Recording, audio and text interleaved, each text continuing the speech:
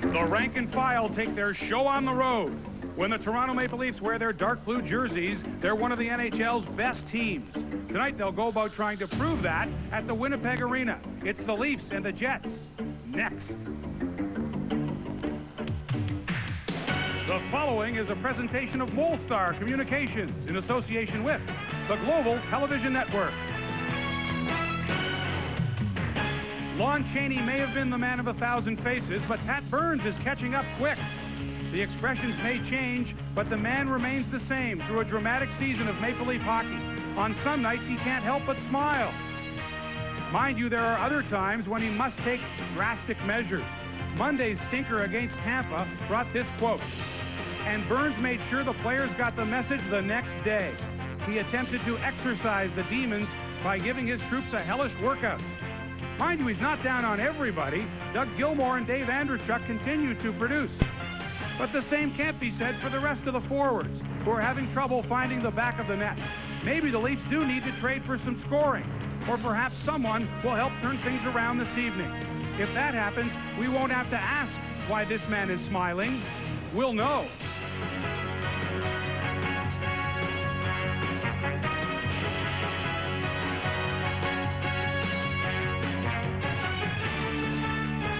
Molson Leaf Hockey on the Global Television Network.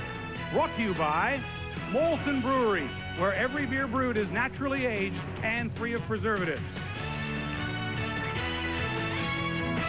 1992-93 was definitely a season to remember for the Winnipeg Jets. The emergence of Solani, Jamna, and the consistency of Phil Housley all contributed to a solid 87-point season. The future looked bright, but this season has seen nothing but trouble in River City. Housley dealt to St. Louis. Freddie Olesen sent packing to Edmonton. And nobody wanted to fight the other guys' battles. As the Jets sank, their GM was forced to walk the plank. Then disaster. And now the Jets' Achilles heel is the loss of Solani. Is it any wonder why John Paddock appears dazed and confused as he tries to pick up the pieces? Live from the Winnipeg Arena, it's the Toronto Maple Leafs and the Winnipeg Jets. And you would think that Jet jerseys would be prevalent here, but there are a lot of Leaf logos to be seen. Obviously, it's not easy to take a team that you love for years and just forget about them. And here in Winnipeg, we expect a dandy between the Leafs and Jets, even though both teams are struggling a bit. Case in point, if you combine their recent records, Toronto and Winnipeg have one win in their last 18 games, although a majority of that is Winnipeg. They've gone 11 in a row without a victory. Last time the Leafs were here, January 15th. Doug Gilmour, a star on that night, as the Leafs beat the Jets. Gilmour had a goal and 3 assists in a 5-1 victory. There's the goal by Dougie. Looking at the standings, Toronto still leading, but just barely in the Western Conference. Calgary, Detroit, Dallas, St. Louis, all creeping up on the Maple Leafs as far as the Jets are concerned. As it stands right now, they're 8 points out of a playoff position, the 8th playoff spot in the conference, currently held down by the San Jose Sharks. This is the first of a back-to-back Western weekend for the Maple Leafs here in Winnipeg tonight, and on to Calgary tomorrow to play the Flames before returning home to Toronto, taking on Detroit next Tuesday, a game you'll see here on the Global Television Network. On the road, the Leafs 13-7-7. No team has lost fewer games on the road than Toronto. Tonight, a little lineup change, a couple of them. Osborne and Barahowski are in. Scratched are Mark Gregg and Yannick Perreault. And the rumor mill here in Winnipeg suggests that Bob Essensa is on his way out in exchange for Tim Cheveldae. John Paddock, the GM coach, says it's not true, although he didn't deny the fact that he was working on a deal. Tonight, Mike O'Neill starts for the second game in a row in net for the Winnipeg Jets. Injuries, as we told you, a big problem. Star defenseman Teppo Numminen out 3 weeks with a thumb injury. And on January 26th, Teemu Solani, the tremendous rookie from last year, suffered a severed Achilles tendon. He's out 8 weeks and possibly more. And trying to pick up the scoring slack, Nelson Emerson, acquired from St. Louis in the Housley deal. We'll have a feature on Emerson a little bit later on, but he's just 1 goal short of his career high of 23. Now for their thoughts on tonight's game, let's go to my colleagues, Joe Bowen and Harry Neal. Thank you very much, Mark. Well, the Winnipeg Jets, 11 games without a victory, are in a horrific slump. They sure are, and until they learn or decide to play good defensive team hockey, they are going to stay right where they are. Any player that's got the talent to play in the National League can become a competent defensive player if he wants to. Evidently, most of the Jets don't want to, and they're going to finish in the International League playoffs if they don't shape up in that department. And one bright spot, though, Harry, has been the play of Keith Tkachuk. He has played outstanding. Yes, he has. The youngest captain in the National Hockey League, leads the Jets in goals, in points, in power play goals, and has over 100 minutes in penalties, and has been a lifesaver to this sinking Winnipeg Jet team in only his second year. So it proves that they do have something going for them, but he's a lone man on a bad team. Dave Andreychuk and Doug Gilmour continue to lead the Maple Leafs, although with the new rules coming in, Andreychuk's got to get out of a bit of a slump, 9 games without a goal on the power play only. But he's gone 13 straight games with a point, at least 1 point in each. These two guys are Mr. Big and Mr. Bigger as far as offense is concerned. Their power play has suffered a little bit, but if they get more chances, as it looks like they might with the referees bearing down on some of the neutral zone holds and interference and colliding with the goaltender, I wouldn't worry about Andreychuk and Gilmour. They've been great the whole year. So it's the Leafs and the Winnipeg Jets here in Manitoba. And this is Molson Leaf Hockey on the Global Television Network.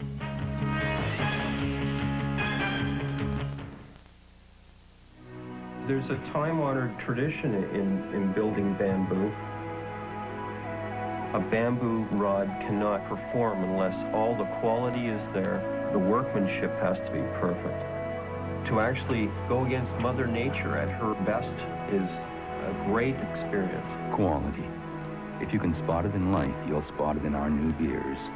Introducing Molson's new signature series, Molson Amber Lager, Molson Cream Ale. Something is coming to Canadian Tire, which will change the way you shop forever. Tune in next week and see history in the making. You are not getting the kind of athletes that we used to. And you're telling me nobody's ever heard of this guy? He's never been coached. He's totally raw. Leon, please try not to step on the children. Okay, all right. If I couldn't play basketball, would you be trying to get me in college? No. Be honest. Nick Nolte and Shaquille O'Neal. Blue Chips. Starts Friday, February 18th at theaters everywhere. Soon, Canadian Tire will unveil something which will change the way you shop forever. Tune in next week and see history in the making.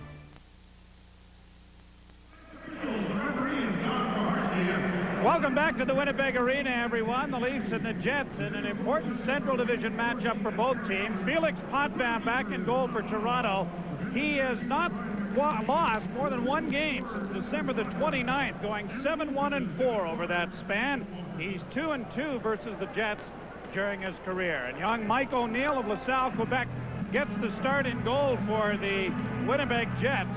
He was 8-4-0 in Moncton, but he is looking for his first NHL victory. He had a tie last year in 3 starts.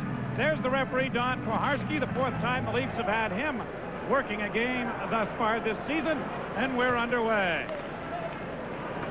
Here's Ellett getting the puck down into the Winnipeg zone. Zezel trying to get it in front of the net, and it's knocked back on the boards. Ellett plays it into the corner. Zezel, a sharp angled shot, and O'Neill stopped that. Along the boards, trying to move it around on the wing is Jamnov, and Jamnov gets it out at center.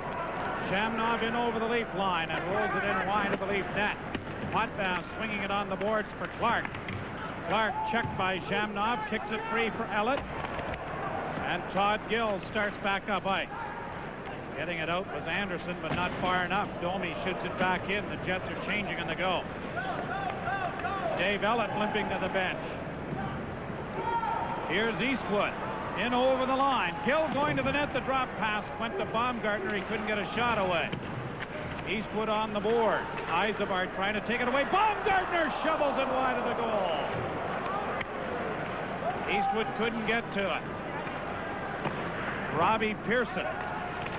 Bowden playing it on the boards. McCowan attempting to keep it in. And McBean gets it out at center. Thomas Steen leaves it. And now in over the line, Yzerbar shoveling it in. Borzato after the puck. Leafs unable to get full control of it. Yzerbar back to the net. Leaves it for Borzato. He couldn't swing it in front of the goal. Tomlinson with the puck. In front, Borzato, a shot deflects wide. McBean breaks a stick, and Robbie Pearson and Baumgartner are away. Pearson with McCowan took the shot, and O'Neill's going to hold on for a face-off.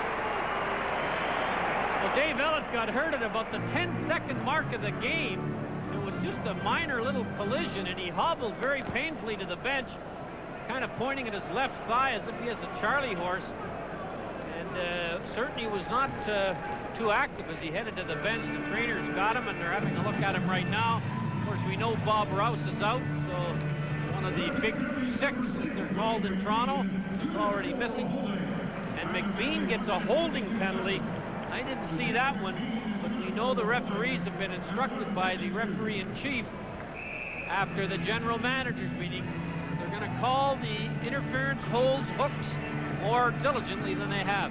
Here's Ellett. He takes a body check right there that didn't knock him down, but appears he's got a bad left leg. So holding call to McBean at a minute 53. The shot by Gill went wide of the net. This is the first power play for either team, and we could be seeing a few of these tonight. Teams are going to take a while to readjust to what has been decided by the league's general managers and the officials to clamp down on certain things. Gilmore darting in against Bowden. Back of the goal, Borshevsky to Andrechuk. Andrechuk back behind the goal to Gilmore. Gilmore holding the puck. Gilmore tries to center, hit the back of the net. Gilmore trying to center it again, and Randy Gillen intercepts. Gillen out at center and over the line. Emerson's shot is high and wide. And Emerson to the bench. Now here's Gilmore through center. Gilmore in over the line, lost it, and it snapped down the ice by Nelson Emerson. The Leafs power play lately 4 for 24, 16.7%, a little less than their seasonal average. Todd Gill left it for Mironov, but it was offside at the Winnipeg blue line with 47 seconds remaining in the power play. Well, the general managers met in Florida last week and have instructed the referees through the Brian Lewis department to interpret the old rules a little differently.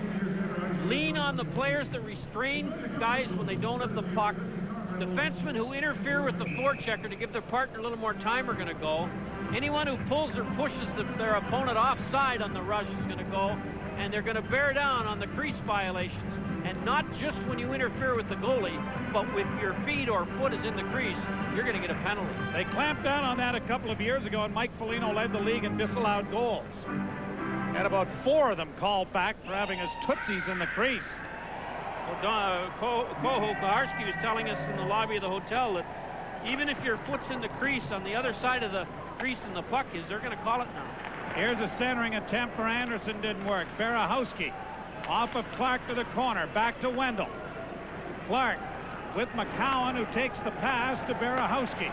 Berahowski holds to Zezel, back to Berahowski. The shot almost trickled through, and diving out on it now is O'Neill to cover up. An excellent point shot by Berahowski, and he had 2 teammates trying to get in the way of O'Neill and make sure he didn't see the whole shot, or if he didn't recover the rebound, that they might be able to put it in. So it was a well-executed power play, a nice soft pass to the defenseman Berahowski, who was in the middle of the rink, and you can see the 2 Leafs trying to get at the puck before the Jet defenseman push him out of the way. O'Neill is trying for his first NHL win.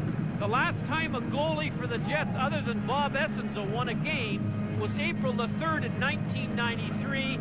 63 games ago, Jim Rivnek won a game. I don't know whether O'Neill knows that stat, but it's something that I'm sure that he will after the game. Quintel hooked to the ice by Anderson, and a hooking penalty coming to the Maple Leaf forward. Well, Koharski told us in the hotel, as I mentioned, that it isn't going to be a dramatic change in the game. He's hoping the players will see what they're trying to do, cut off these kind of hooks, which may have been let go earlier in the year, but won't be, they say, for the rest of the year. try and allow teams, better players, to make their moves, do their stick handling, and show their speed without being impaired by oppositions, even when they don't have the puck. 3:33 the time of the penalty, and timing his return to play with these new rules, coincidentally, is Mario Lemieux. And every coach that's going to be playing the Penguins is saying, great time to make all of these adjustments. I hope they don't go overboard. I can certainly see why what they're trying to do. It's a little dangerous to try and do it. And now Osborne's going to get a penalty for boarding the defenseman of the Jets. That isn't normally a penalty, Joe, if it wasn't icing. But they have to call that when you continue on into a guy when the icing is being made. Now the Jet defenseman touches the puck, and Osborne makes no attempt to turn away from Quintal and takes the penalty. So the Leafs will be shorthanded for 1 minute and 45 seconds. And he also had the stick up between the legs of Quintal. So the players are going to learn the hard way.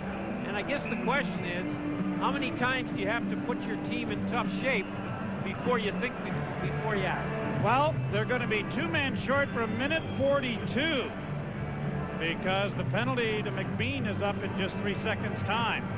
Well, when the Leafs have played 3 against 5 shorthanded, they have given up 5 power play goals. And you said 21 times they've been in this position, or they will be in 2 seconds. Now Thomas Steen is being waved out of the face-off circle. Here's a great, well, I thought they were throwing Zezel out. We would see whether McCowan and Lefebvre have played any center at all. But Zezel stays against Tkachuk. Remember the days when the defenseman used to take all the draws?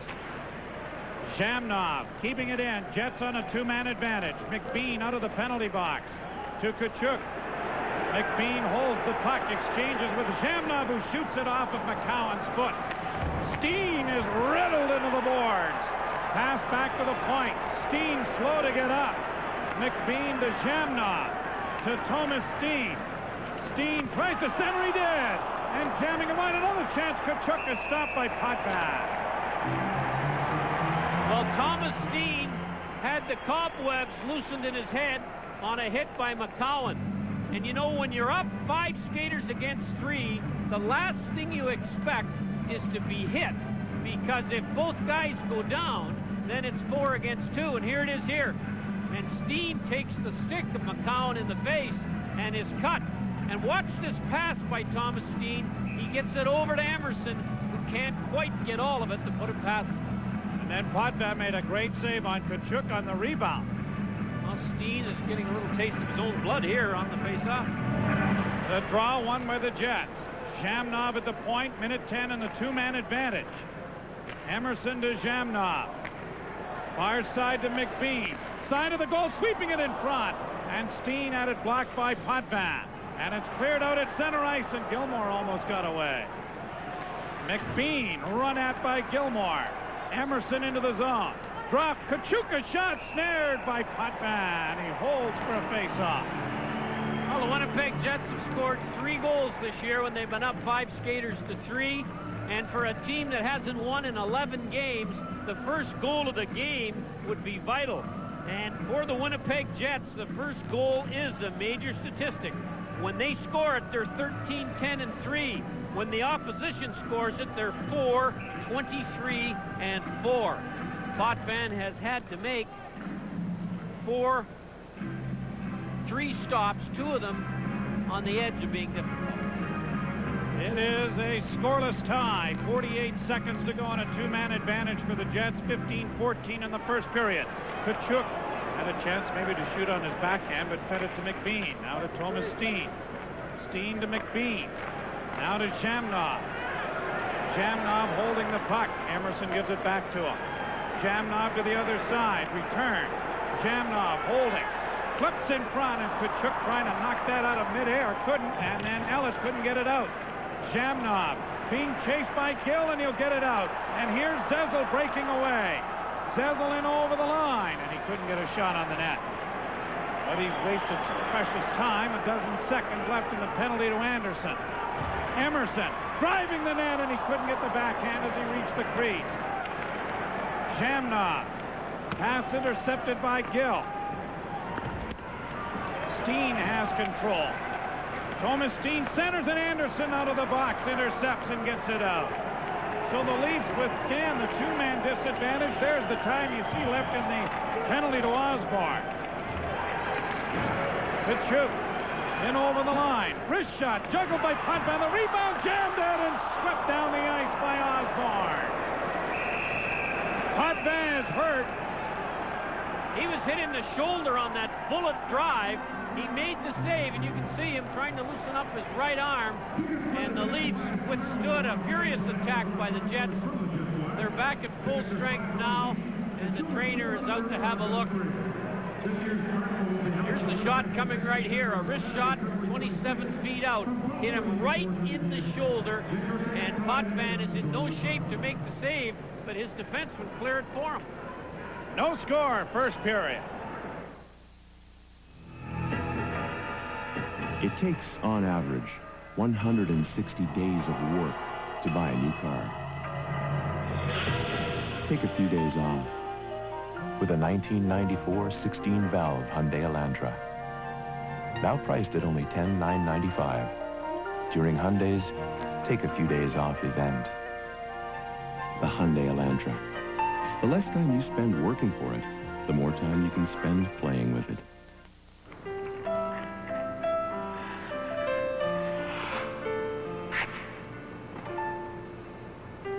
In celebration of the Winter Olympic Games. Oh, she's fallen a couple times. Come on, hon, let's break for lunch. McDonald's brings you Olympic Twist Fries. Crisp, golden, lightly seasoned spirals are February's taste of the month. McDonald's Olympic Twist Fries.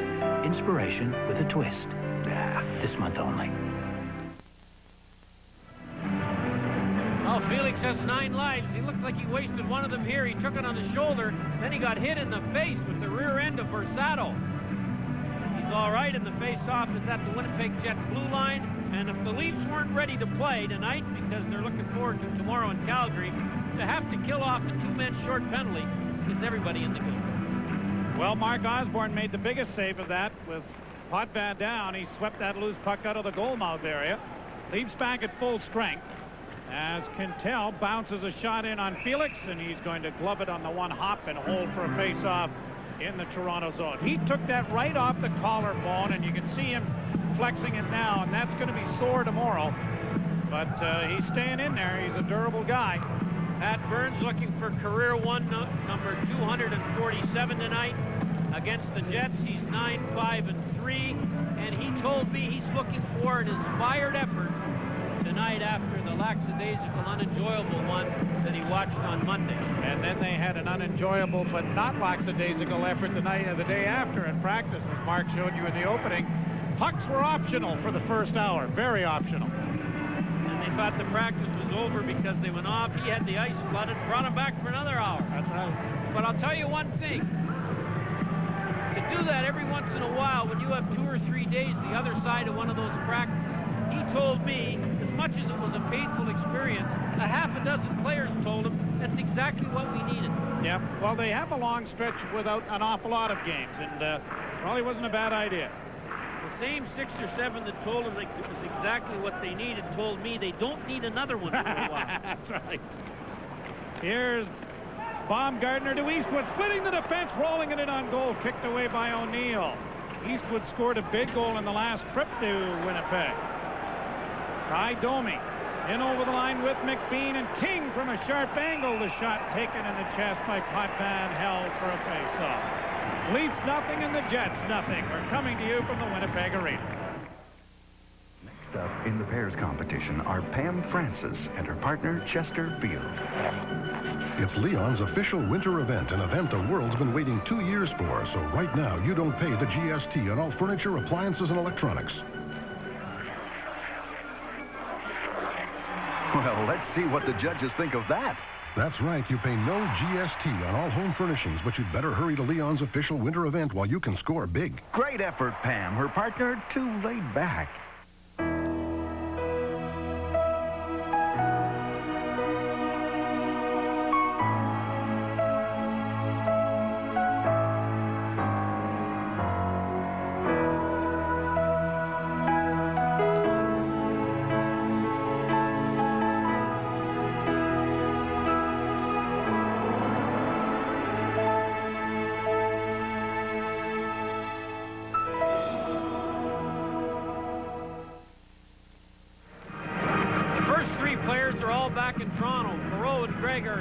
healthy, ready to play, but in the press box tonight. Solani and Newman. And Newman's going to be out 3 weeks. Solani another 7. The Shannon boys in McClellan are all healthy but not ready. Although I think Darren Shannon is trying to get over a groin injury. He may be still injured. Practiced hard today, but not in the lineup tonight. Dave Ellett flipping the puck out at center ice, and Boris Mironov fires it back into the Leaf zone. Shots on goal favor Winnipeg 7-4. Eastwood on the boards, holding the puck, plays it ahead, and here's Dmitry Mironov coming through center. Boris takes it away from his brother, and it's forced offside at the Winnipeg blue line. One of the funnier meetings we had was last time in here, and Boris and Dmitry were tangled up a little bit. I heard they got a very scathing letter from Mrs. Mironov in Moscow when she heard of the spat between her 2 siblings and said she did not want to hear of it again. Detroit Red Wings 4, Philadelphia 2, Yzerman, Fedorov. Who else has scored here? Faust, Fedek, Drake, and Kozlov are the 6 goal scorers in that game at Joe Louis Arena. And the Wings and Dallas Stars 2 points back of the Maple Leafs in the battle for the Central Division lead. Calgary, tomorrow night's opponent, 2 points back for the Western Conference leads. The Maple Leafs have got a very big road trip ahead of them here in Western Canada. The puck is underneath Jamie McCowan, and referee Koharski blows it down to be a face-off in the Toronto zone. Well, we talked about young Keith Tkachuk in the opening against Toronto. He has 3 points in the 3 games they've played. He's the only player on the Winnipeg Jets of the regulars not to be a minus player as far as plus-minus is concerned. The Jets and Winnipeg have played 3 games this year. Jets and the Leafs have played 3 games this year, 1-1-1. Gilmore, Andrechuk, and Borshevsky have 20 points among them in those 3 games. So you know what Mr. Paddock was saying to his Winnipeg Jets. We can't let that line have field days like they've had in the 3 games today. Sezel, Anderson, and Clark up front for Toronto, and McCowan steps out with a pass ahead to Anderson. Anderson dribbling it in over the line. O'Neill out of the net to leave it for Kennedy. Kennedy hit by Sezel.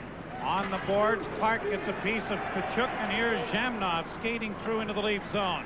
Lefebvre crashes off of Zhamnov into the boards. Back at the point, Kennedy's shot is blocked. Lefebvre went right heavily into the boards off of his back, but he's all right. Lefebvre brings it out. Backhands it in. Clark on the move, icing a possibility, but Clark denies it. Thomas Steen in the corner, Anderson after him. Manderville intercepts, gets it free for Clark, couldn't get around Thomas Steen, and it's fed around on the boards, but Gill pinches in quickly to keep it in deep. Quintel is hit by Manderville. Isabard gets it free, and Thomas Steen is away at center with Borzato. Steen crisscrossing, drop to Quintel to the side of the goal. Isabard from a bad angle. An easy stop made by Potvin. Hilberg gets it on to McCowan. The Leafs back at center with 11:26 to go in the period, and it clears the glass and goes out of play. Well, Wendell, who got hit in the foot, winced a couple of times, seems to be all right. It's apparent to me that the Leafs want to make this a rugged game with lots of takeouts. In the first 9 minutes of the game, Winnipeg has matched them in this department. The test for the Jets, who do have some tough players, but are nowhere near a tough team, can they keep it up for 60 minutes? The Leafs can and probably will. Lefebvre, trying to give Zhamnov a taste of the glass, goes off his back and into the boards himself. You don't see him missing too many of those, but he missed Zhamnov on that one. On Zhamnov, a near miss may be as good as a hit, Joe. Now a very good hit, but that one was Andrechuk taking out linesman Shakti. Nelson Emerson tied up by Ellett. Gilmore sends it back to the net for Todd Gill. No score, first period. Glad you're along with us here on Global. Borshevsky with Gilmore. The bank pass for the Leafs centerman, and unable to get it around Tkachuk. Emerson brought it back in, but Borshevsky wasn't aware of it. Thought the play was offside. Stefan Quintel plays it in over the line, intercepted by the Leafs. Borshevsky to Andrechuk. The shoot-in is on O'Neill. And Pintel to the puck. Pintel plays it out at center. Here's Dave Tomlinson trying to find Nelson Emerson, but Gill stepped in front. Lead pass springs Gilmore in over the line, and as he tried to cut into the middle, he was upset by Boris Mironov. Penalty coming to the Jets. Dave Ellett gets his goaltender out of the net. Pearson will have the puck trapped by Mironov, and a penalty here to Winnipeg. And an injured Jet player. Chris King is down and cut. So the Leafs going to the power play when we return. Here's another Power Saver pointer. Installing foam gaskets in your electrical outlets will reduce air leakage. Caulking around your windows and weather stripping your doors can cut your fuel bill by up to 10%. Look for the Power Saver symbol, your guide to products and services that can save you energy around your home. Something wild is happening to men's grooming. Now the Gillette series of high-performance products comes in an invigorating new scent. Wild Rain, the newest fragrance of the Gillette series. Score and Win is back at A&P in Dominion. Win a trip for two to Paradise Island, courtesy of Canadian Holidays, Canada's largest vacation company. Plus fabulous prizes for every Leaf goal scored on Global. This week's features, the only thing as good as your crispy crunch is someone else's. Sun Chips multigrain snacks in 3 exciting flavors. And Nielsen Cadbury assorted multi-pack candy bars. Play Score and Win exclusively at A&P in Dominion. You be the judge on this one. I think it's a pretty good body check by Mironov. Gilmore tries to go inside him, and he's taken out. Did stick the knee a bit, but not much. I kind of agree with you, Harry. King gets hit by an elbow, it looks like, by Pearson, and got cut. He's all right, but Boris Mironov gets the tripping penalty. On the replay you just saw, with 10:04 to go, 0-0. The Leafs have a power play. Sergei Bowden sending it down into the Leaf zone. Randy Gillen gives chase. Dave Ellett back of the net. Ellett pulls away from the Winnipeg checker, comes to the red line and shoots it in. O'Neill out of the net, but Zezel there quickly. Here's Clark back of the goal, trying to center. He did, and it's cleared away before Anderson could get his stick on it. Jets changing. Ellett shoots it in again. This bounds away from O'Neill, but Bowden on a bad backhand doesn't clear. Mironov shot kicked away by O'Neill. Mironov in for Anderson and Zezel. Pintel with a chance to clear, gets it airborne. Ellett gets it blocked and keeps it for Anderson. Anderson with Zezel back of the net. Clark to the point to Ellett. Ellett, Mironov, the one-time shot is wide. Clark trying to center and does. Here's Anderson unable to get a shot away. Anderson on the backhand. Another chance. Kick towards the net and a penalty is coming here for holding. The Leafs will have a 2-man advantage. It's holding the stick by number 3, Bowden. Sergei Bowden is going to get it, and with 52 seconds left in Mironov's penalty, Bowden will now, and it's on Anderson as the puck sits in the feet of Anderson and the 2 Jets, and you can see he's got 2 sticks. One of them's his, the other's Anderson, and that is another rule that the referees have been instructed to have 0 tolerance for. Well, I don't have any tolerance for it either, Harry. I mean, it's tough enough to play this game when you're playing with a puck that's 6 feet away from you and you're playing with one stick. When you've got somebody else trying to help you stick handle, it makes it a little more difficult. Sounds like a goaltender to me. Yeah, well, this is just the 10th time this season the Leafs have had a 2-man advantage. They've been shorthanded 2-man 22 times now on the year. And they've scored 1 time in this situation this year. Gill takes a look at the clock. He sees there's 43 seconds left in the 2-man advantage. Todd Gill dumps it in. O'Neill traps it and then misplays it and then has trouble with it. But Borshevsky can't find an opening, and it's shot down the ice by Dean Kennedy.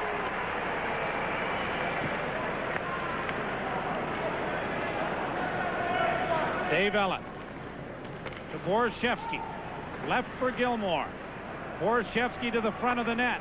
To the point to Ellett. He fakes, gives it to Gill, return to Ellett, return to Gill. Dave Ellett to Gilmore. There's 4 seconds left in the penalty. A shot deflected right on. Andrechuk is stopped by O'Neill. Well, it wasn't that the stop by O'Neill was the play. It was the no rebound, because Andrechuk was right there where he loves to live on the power play.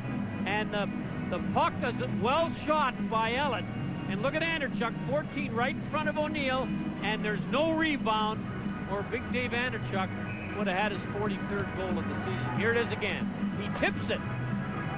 And that's why he was kind of mad at himself, because not only did he thought he might have scored on the tip, but no rebound by O'Neill.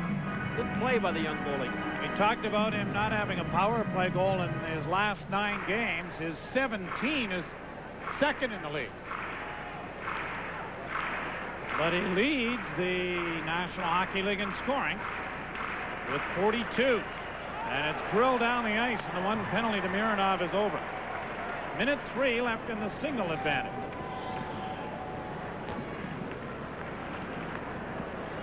Here's Gilmore. Through center. To the line to Borshevsky. To Andrechuk.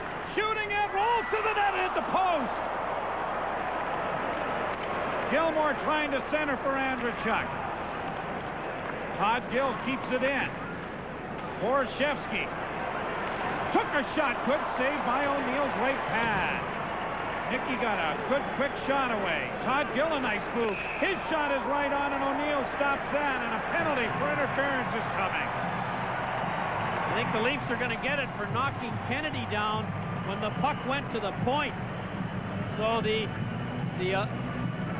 rules are being more strictly applied, as we mentioned and showed you on a graphic early in the game, and Koharski has followed the instructions he got as a result of suggestions by the general managers meeting attended by Mr. Bettman in Florida last week. Take a look in front of the net right here. An interference call, and the power play, which had 27 seconds left, is negated. They'll play 4 against 4. In this situation, Winnipeg has scored 5 goals and has had 14 scored against them. The Leafs have scored 11 with 8 against them. That's with 4 skaters against 4. Borshevsky for interference at 12:37.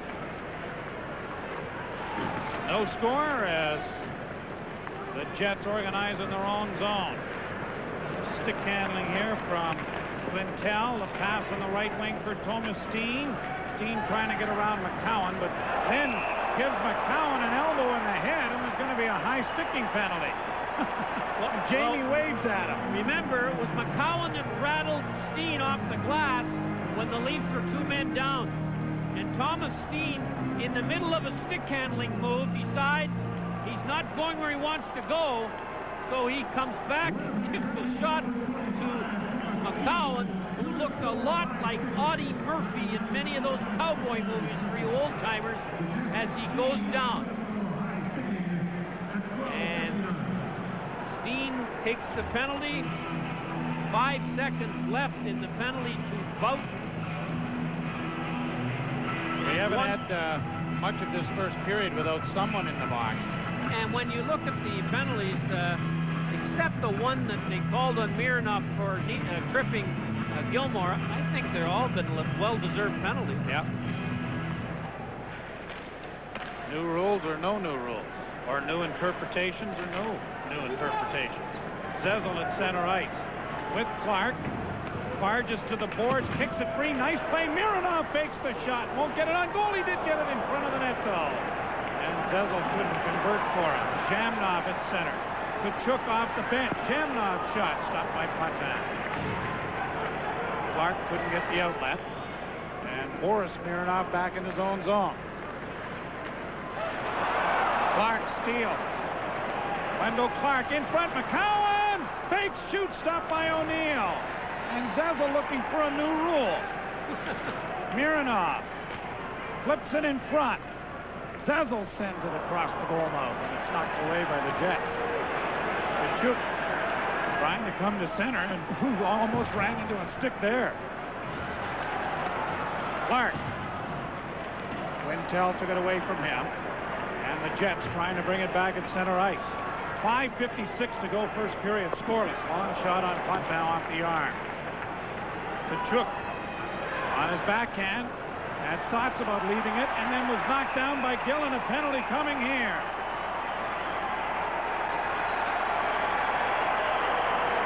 Todd Gill is a disbeliever. Well, that was not a penalty on a player away from the puck. That was a penalty on a player who had the puck. And Pat Burns is already shaking his head. And I can tell you, coaches around the National League, well, that is a tough penalty to take right there. Charging, my goodness. That's right, Pat, charging.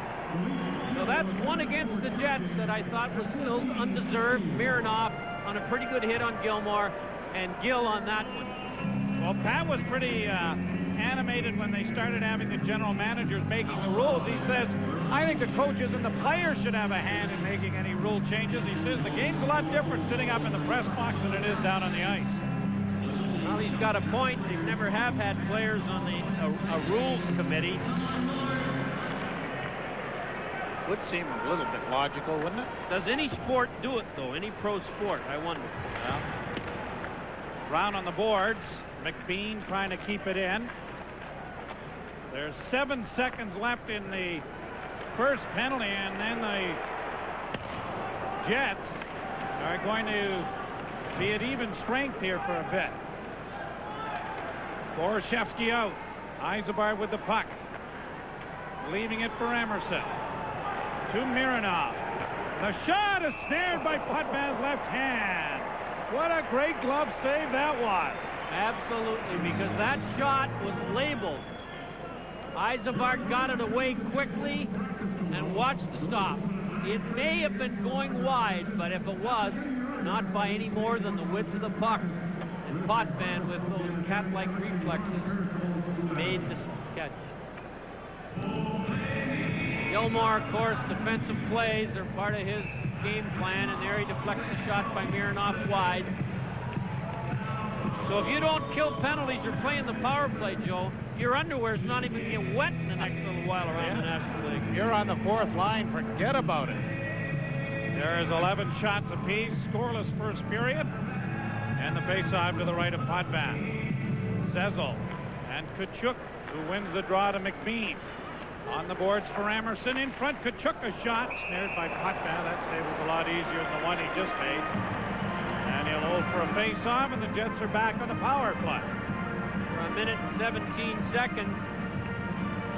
The Jets, here's the play right here. This was a nifty little stop, but as you said, Joe, not nearly as tough as the one before, although it was the same glove, the same quick hand, and the same result.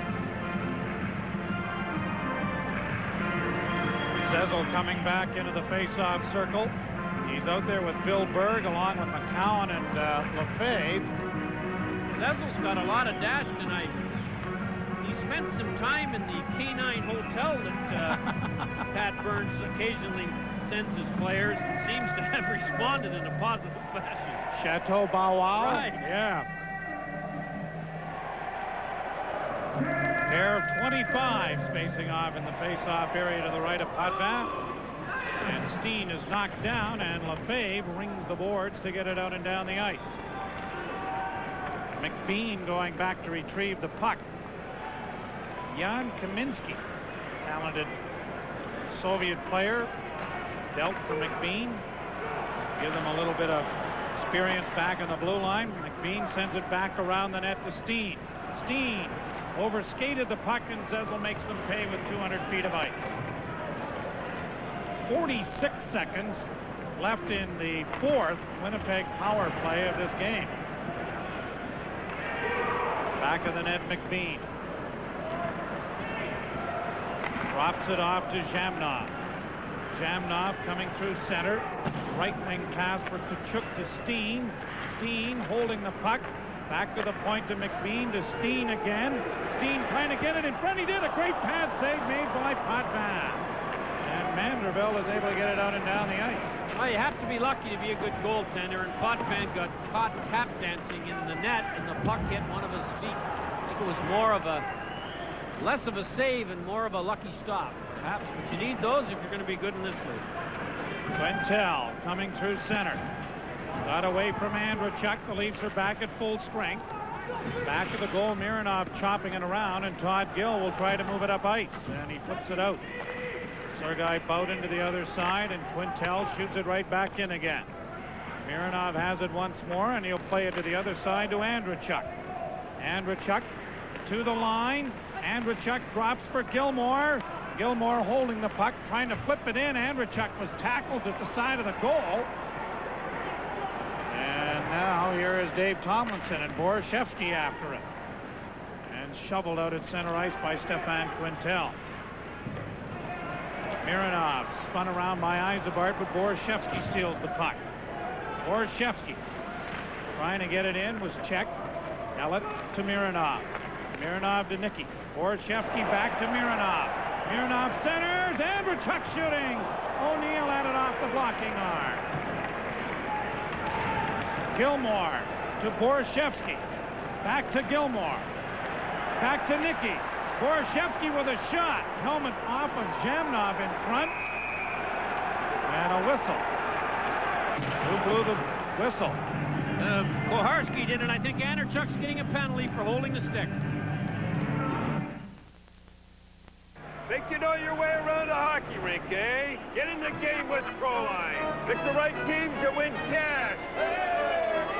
You want to clean up on hockey? Play to win with Proline from Sports Select. Hey, buddy, move it or park it.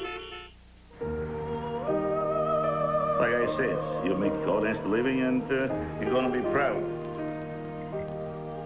Try to do the best you can. Well, because I see customers that come back for 37 years, so we know one another. Okie dokie. I got a beautiful family. I love them. Pride. If you can spot it in life, you can spot it in our new beers. Introducing Molson's new signature series, Molson Amber Lager, Molson Cream Ale. Whether he's under fire or underwater, he's Ace Ventura, detective. Do not go in there. Woo! Now playing at a theater near you. Closed captioning of tonight's game sponsored by Household, providing Canadians with a family of financial services. And it was a glove pass, not a penalty to Dave Andrechuk, so the team stay at full strength. Even you're confused with the new rules. have got me interpreting the rules differently. Eastwood, Pearson, and Baumgartner for Toronto. Randy Gillen with King and Zhamnov for the Jets. I'd like to know what Thomas Steen's ice time in the first period was, because I don't think he's been off. Everybody gets tossed, so Pearson and Zhamnov, and Pearson got the draw through and almost made it to the net. Pearson to the point to McCowan. Here's his shot. Pad save and a big rebound, but no one there to do any damage with it. Chris King. There's Zhamnov too far, banked out at center, and Eastwood to Pearson, and Pearson's away. Pearson in over the line with McCowan. McCowan going to the net, sends it in front. And Baumgartner couldn't get the puck into the net, so he did the next best thing. He tossed Ty Domi in. Well, I read the new interpretations. I don't know whether there's a penalty for throwing an opponent into the net, into his own net, that is. McCowan, who's got very deceiving speed. Every once in a while, he just takes off. There's Baumgartner going to the net. As you say, the puck wasn't there to Ty Domi, but McCowan really put a burst of speed on and nearly cut in like Glenn Anderson does so well and stuffed it. Here's Pearson taking the draw, and Zhamnov forgets to take the center on any defensive zone draw. And I always think it's a good idea when they throw the regular centers out and they have wingers taking it. The man in the offensive zone, the winger, should try and go to the net every time. Here's Lefebvre. A minute 55 to go in a scoreless first period. Pass for Pearson too far. Chris King sends it back in. Jamie McCowan being chased by Ty Domi. Now McCowan back to the net. Brings it out. Rink wide for Eastwood. Eastwood in over the line, trying to drop it back. A weak shot by Baumgartner went wide. Pearson Knocked down as Eastwood controls in the corner. Here's Baumgartner centering, and Pearson wasn't ready for it. Shot back into the Winnipeg zone. McBean to Zhamnov with Domi.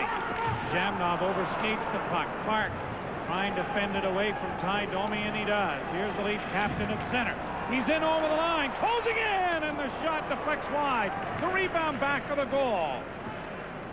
He knocked the stick right out of Wayne McBean's hand with the shot, but didn't get it on the net. Borzato for Steen. It rolls wide of Potvin. Eiselbart back in behind the net for Thomas Steen. Todd Gill tying him up. Zezel to the loose puck, gets it out off of Clark, center ice. And Gill has broken his stick. Thomas Steen in over the line. Borzato trails, picks it up with a wrist shot, snared by Potvin. And with 32.4 seconds to go in the period, he'll hold it. Well, this has been a pretty entertaining period. Some early penalties, but the players seem to realize that you're not going to get away with anything with Koharski tonight. It's been a good pace to the puck. Watch the Winnipeg Jet players change on the fly on the rush. And look at the space that Clark's got, and a nice play by McBean to deflect the shot wide, possibly saved a goal. I think Wendell's surprised by the fact that 2 Winnipeg Jets left while he was on the rush. O'Neill has to stop the puck and then make quite a save on McBean's stick. Might add something to do with your plus-minus figures. Here we have Wendell Clark joining Mark Hebscher during our first period intermission, and Nelson Emerson, who's been a nice addition to the Winnipeg Jets this year, will be featured during our first break, and that's just 32.4 seconds away. LaFave back of the goal. Lifts it on the boards. Zezel dribbles it in. Stefan Quintel's going to try and get it out, but lost it. Here's Manderville with a chance. Wrist shot doesn't make it to the net as Quintel got his skate in the way. Now here's Berg and Manderville working the boards. In for Osborne. Tried to center for Manderville. Going to the net. He does, and he sent it wide. Centered again. Another shot snared by O'Neill with 1 second remaining. One of the weakest areas of the Winnipeg Jet team defensively is their defensive zone coverage in close to their net. And here they've got enough players back there, but they don't handle anybody and they let people go. It's a good example here, Zhamnov. And I think if any team against Winnipeg, and I've done a half a dozen of their games in the month of January and here in early February, can control the puck in the offensive zone for any length of time, it breaks down. The Jets' defensive zone coverage breaks down. Pat Burns decides not to take Potvin out of the net with 1 second left. There'll be a quick chance, and there's the shot by Gilmore, but it didn't make much of an attempt on O'Neill, and we'll have a scoreless first. Not a bad period, though. Both goaltenders had to make a couple of good saves. There was an excellent pace to the game, and Koharski laid the law down early, and the players seemed to be listening. So the goaltenders are perfect as the Leafs head to their dressing room, and Wendell Clark arrives at our intermission studio with Mark Hebscher at the end of 1 period of play. The score, the Leafs nothing, the Jets nothing. You're invited too if you want to go to a party with us. Monday, Ronan Martin's Laugh-In, a Valentine's Day special, looks at love and marriage, starring Judy Carn, Ruth Buzzy, Goldie Hawn, and Lily Tomlin. One ringy-dingy. With never-seen-before footage from the cutting room floor, Laugh-In, a Valentine's Day special. Global's gonna sock it to you Monday at 10. And now, a special message from Artie Johnson. A blister on your thing can be painful.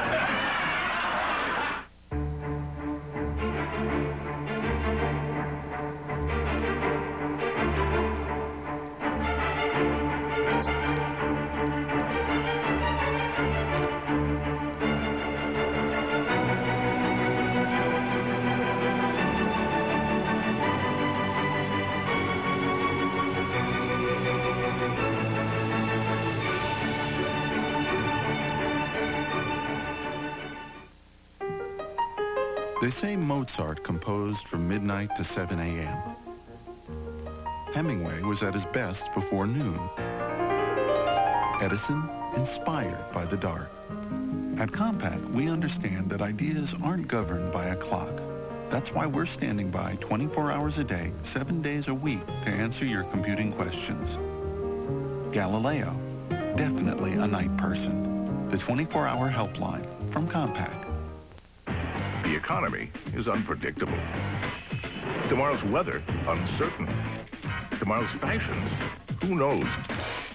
As for sports, but with 4 new time-definite services, real-time tracking, and on-time delivery guarantees across Canada, UPS gives you new control over every item you send. Hey, life is unpredictable. Your courier shouldn't be.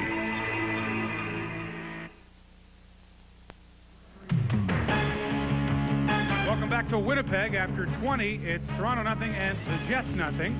And nice to see a familiar face back on the ice for the Maple Leafs and back in uniform. You may recall early this year, Wendell Clark was the toast of the league, led the league in scoring, could score from anywhere. And if necessary, the physical game, Wendell was there. I think that's Kelly Buchberger who found out the hard way. And then on December the 22nd, this injury, which kept him out of the lineup for a lot longer than most of us expected, but he's back now. Here's Wendell Clark. What do you think of the first period, especially with the supposed rule changes and, I guess, different interpretation by Don Koharski? Well, they're calling a lot more stuff, I guess. I don't know if there are any different rules where they're just calling everything now, or holding a stick or holding a guy or anything like that that's clutching and grabbing. They're going to, right now, any marking, getting down on. You think that's good? Well, it's tough this time of the season. We've played 50-some games, and all of a sudden now they're changing it. It's something I think it's easier to accept if you're going to do it at the beginning of a season and let players accept it. But right now it's tough, but every team has to do with it, so it's the same for everybody. We talked about injuries. You got hit in the skate, and I guess midway through the period there, and immediately we thought, uh-oh, here we go again. Everything okay? Yeah, it's fine. I had the ankle guards on, and it didn't even hit the ankle guard. I don't know. It doesn't work. But I hit the top of the foot, and everything's fine. All right, now, I want to ask you about the workout that Pat Burns gave the team the other day. Obviously expected after a poor performance. Is it a good thing? Do you think the team learned from it, and it's one of those things that you've got to have, and you may as well have it now rather than just approaching the playoffs? Well, it's something where we played 2 games we weren't very good, especially the second one. We didn't come out and play, and we've been trying a lot of things to get our game plan turned around, and nothing was working. So a little shock to the system never hurts anybody. It probably does some of us good at times, but it never hurts anybody to get a day where you have a good blowout and get some tempers out. Okay, Mike O'Neill, you haven't seen much of him at all. What's the scouting report on him? Well, we're just trying to get a lot of shots on him. He seems to be a stand-up goaltender so far, so probably want to shoot a lot of pucks along the ice maybe to see if he does go down. Okay, Wendell Clark back in action with the Maple Leafs, and thanks for stopping by. We appreciate it. And when we come back, Nelson Emerson, a nice feature on the young center of the Winnipeg Jets. We'll do that when we come back. It's the Leafs nothing, the Jets nothing. You're watching Molson Leaf Hockey on the Global Television Network.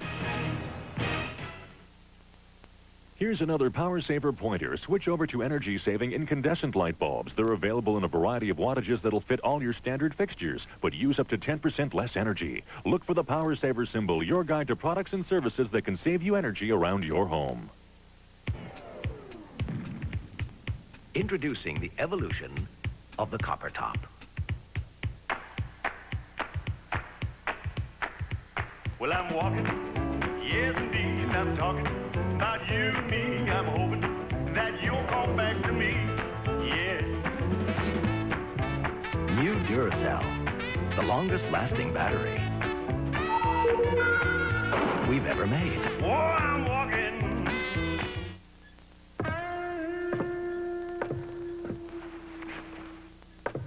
With all the different kinds of beer there are these days, there's a lot to be said for a distinctive, full-flavored beer. And there's one Molson Ale that says it all. Dave Thomas has a dream of competing in the 120-meter ski jump and winning gold. I think I'm going to have lunch first. If you've got a lot to do, try Wendy's $3.99 old-fashioned quarter-pound single combo made with the best hamburger in the business, biggie fries, and a medium drink. Now, that's a meal. Ski jumping. Here I come. Uh-oh. Ski jumping. There I go. Wendy's quarter-pound single combo, now just $3.99. Maybe I'll try the bobsled. Next up in the pairs competition are Pam Francis and her partner, Chester Field. It's Leon's official winter event, an event the world's been waiting 2 years for. So right now, you don't pay the GST on all furniture, appliances, and electronics. Well, let's see what the judges think of that. That's right. You pay no GST on all home furnishings, but you'd better hurry to Leon's official winter event while you can score big. Great effort, Pam. Her partner, too laid back. Under the watchful eye of the Queen, we're in Winnipeg. The Leafs and the Jets scoreless after 20 minutes of play. The Jets made a deal involving Phil Housley over the summer, and in return they got Nelson Emerson and Stefan Quintal. Emerson, who played very well for the St. Louis Blues, is a keen addition to the Jets this year. Emerson began his hockey dream like most kids in this country on frozen ponds, neighborhood rinks, and back alley ball hockey games. Well, where I grew up, it was a very small town of 2,000 people, and you know, you played hockey in the wintertime, you played baseball in the summertime, and that's all you did. There wasn't much going on in the little towns, and there wasn't a lot of competition to be on the teams because there wasn't very many, you know, kids that were trying out for the teams, and usually you had the same players every year trying out and playing on the team. So play with the same guys you went to school with, same guys that were in your class, same guys who were on your hockey team, same guys played ball in the summers. You know, just a group of people from a small town that grew up together. As a teenager, Nelson spent humid summer days hunched over in a tobacco field, longing for the ice of winter. His rural southern Ontario roots helped shape his work ethic and his patient, very practical approach to an NHL dream. Well, I was never really in a rush. I never really thought that I had to move on to a bigger city to enhance my availability as a hockey player. I just thought that, you know, I'd play in my little town of Waterford and until midget. I decided to be a little more patient. I wasn't, you know, I wasn't really ready for junior A, so I decided to go to junior B, hoping that I'd be able to get a scholarship and you know, make the professional ranks that way. And I was lucky, you know. In junior B, I just took my time. I was patient. I was very small then, and I knew that if I took a few more years, I might be able to grow, and you know, that would help me. Nelson attended Bowling Green University in Ohio, and his development there led him to the St. Louis Blues affiliate in Peoria, Illinois. You might think going from a carefree campus life to the grind of the International Hockey League would be a traumatic experience, but Emerson adjusted well enough to make the Blues after 1 year. Well, you know, we almost got treated better in college than we did, you know, in the IHL. The IHL, it's a tough league. You're on a bus a lot. You're in, you know, not great cities, but actually the IHL, there's a lot of good cities in the IHL now, and you're playing maybe 3 games in 3 nights. You're tired. A lot of hockey, you know, a lot of practice. Guys are older, guys are younger. But it teaches you lessons. It teaches you how tough it's going to be to make the NHL. It teaches you that if you don't put your nose to the grindstone, then you're not going to make it. It teaches you, you know, they have to be mature. A lot of things like that. And those are the things, the people that can go to the IHL or go to the AHL and make the best out of it, become a better player, a better person, and they're the guys that are going to end up in the NHL. And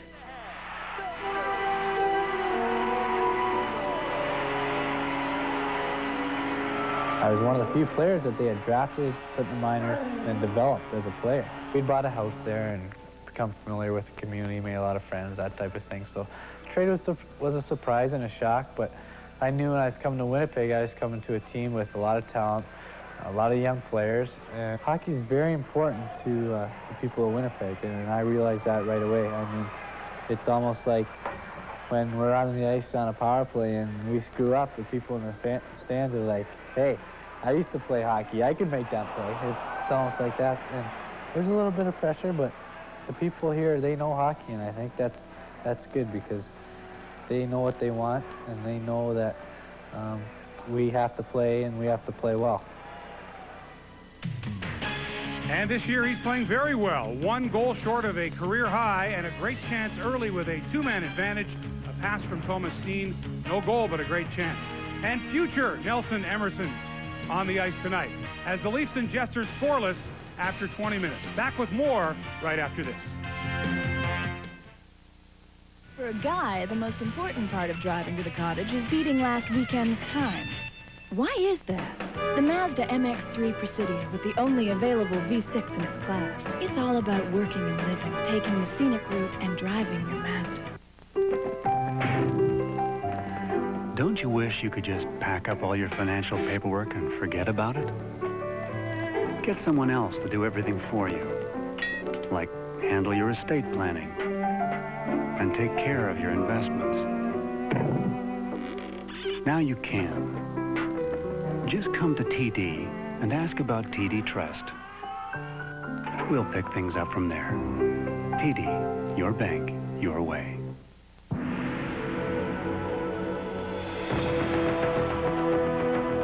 There are two kinds of people in the world. Those who lead and those who follow.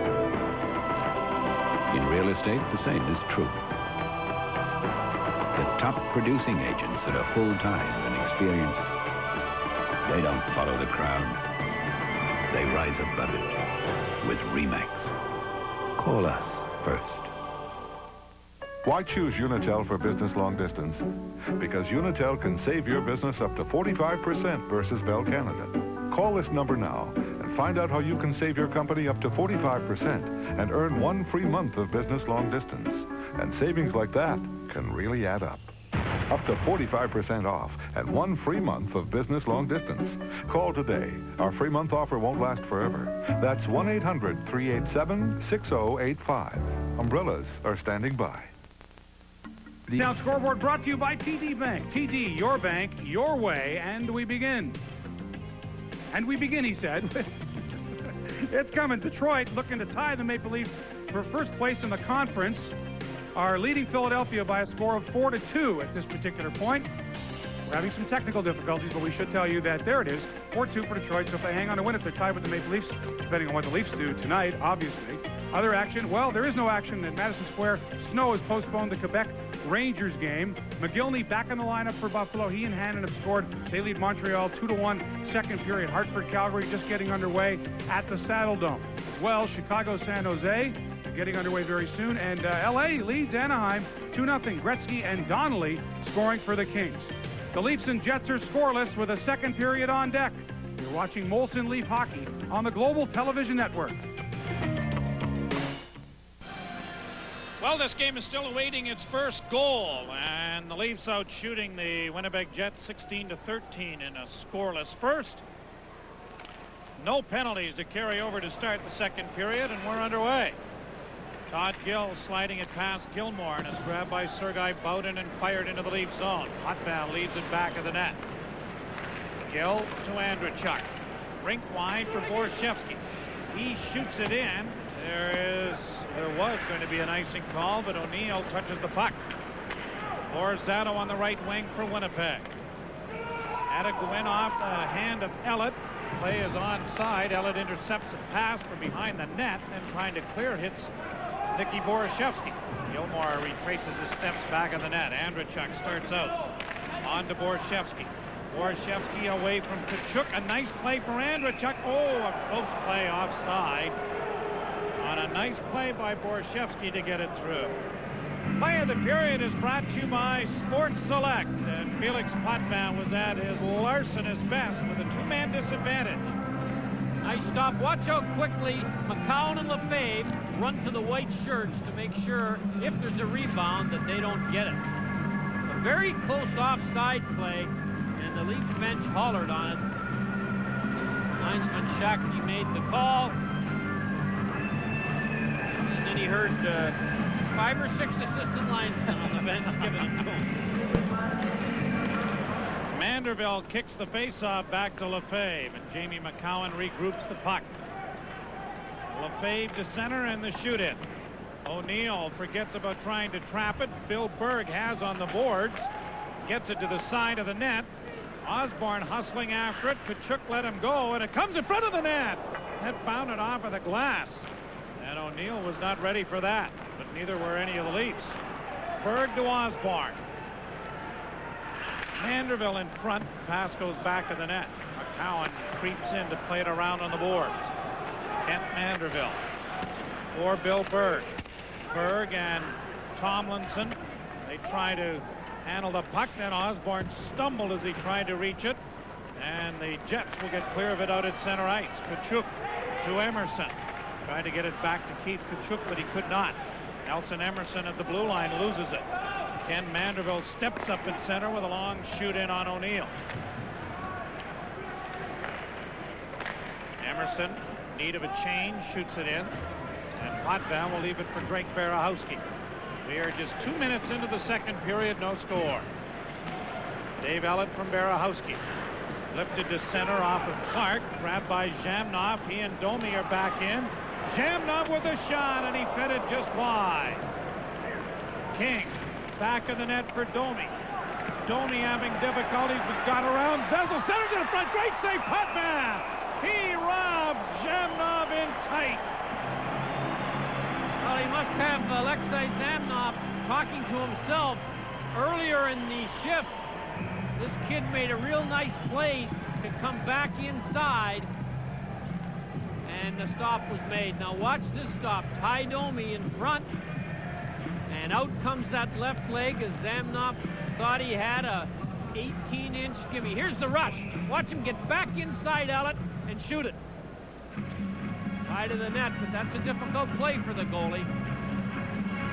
Zhamnov, who's cooled off since he's returned from being injured, is a dangerous man one-on-one. Draw one by the Jets. There's the drive by Ulanov, and it went wide of the net, and it comes all the way out at center. Ty Domi in his own zone, lifts it out. And Sylvain Lefebvre finds Zezel, but didn't connect with him. Zhamnov to Domi. Berehowski stood him up at the blue line.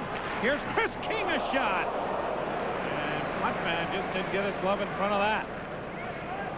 Drake Berehowski trying to play it through for Clark. There's going to be an icing call here. And it'll be brought all the way back into the lead zone. Well, the Winnipeg Jets, I know you think these are their plus minuses, but they could easily be the Fahrenheit temperatures in the last 14 days here in Winnipeg. Look at those minuses. That is a cold team if I've ever seen. And your point in the opening was well made, that anybody can be taught to play defense if they'll take that commitment. I feel sorry for John Paddock, but every time I look at him, Joe, he reminds me of Inspector Clouseau in The Pink Panther. Peter Sellers. Yeah, you're right. Jumping him from behind on many occasions has been Cato this year. Unexpectedly often, and I'm sure not to the delight of John Paddock. I don't mean to make fun of him. He's a real good guy. McBean shot stopped by Potvin. Rebound side of the goal. Whistle down.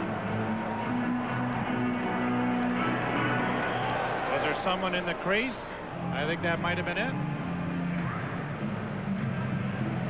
Right off the face-off, though, and the good hard shot, and Potvin made the save.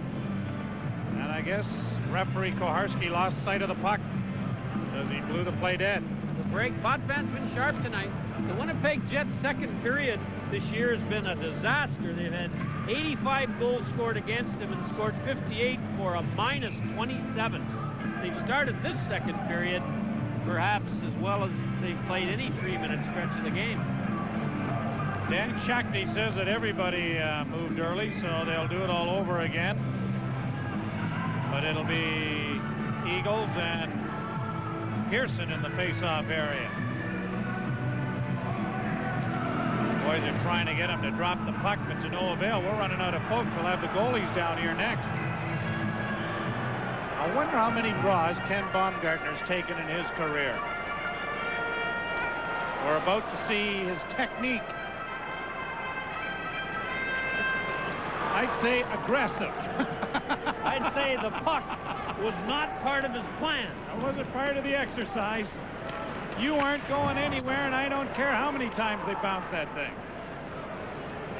Here's Borzato in the corner. Leaving it there. Eastwood cut it off, but is hit. Bumping there with Erickson, and back of the net it is Mironov to the boards for Pearson. Rob Pearson to center. Pearson to the line, lifts it high and into the corner. Pearson got to it first, tried to free it up for Mike Eastwood. Pearson has it in his skates. Then lost it. It comes back on the boards. Baumgartner is there again. Back in behind the net. Here's Pearson again. Eastwood couldn't get his pass.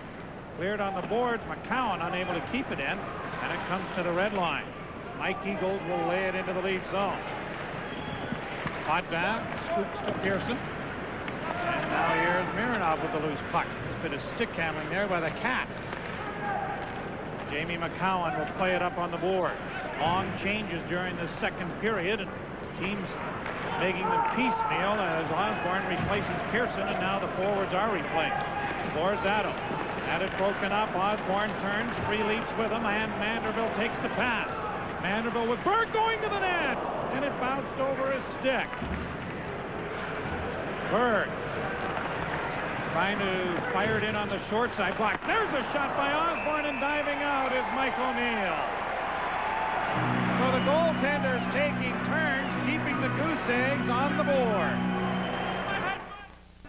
Here's what I think the Leafs should do more of. Head outside this big, heavy-footed defense core with the puck, and on the other side, see if you can beat his partner to the net. And it almost worked, and coming off that rush, Osborne gets a pretty good chance. The Winnipeg defense all over 6'2", all but McBean over 205 pounds, and all but McBean fairly slow. Dave Ellen on the boards for Borshevsky. Gilmore coming in front of the net. Borshevsky around the net, sends it at the goal, stopped by O'Neill. Penalty coming to Winnipeg. Centering pass. Gill flips it towards the goal. It'll be touched by Stefan Quintel.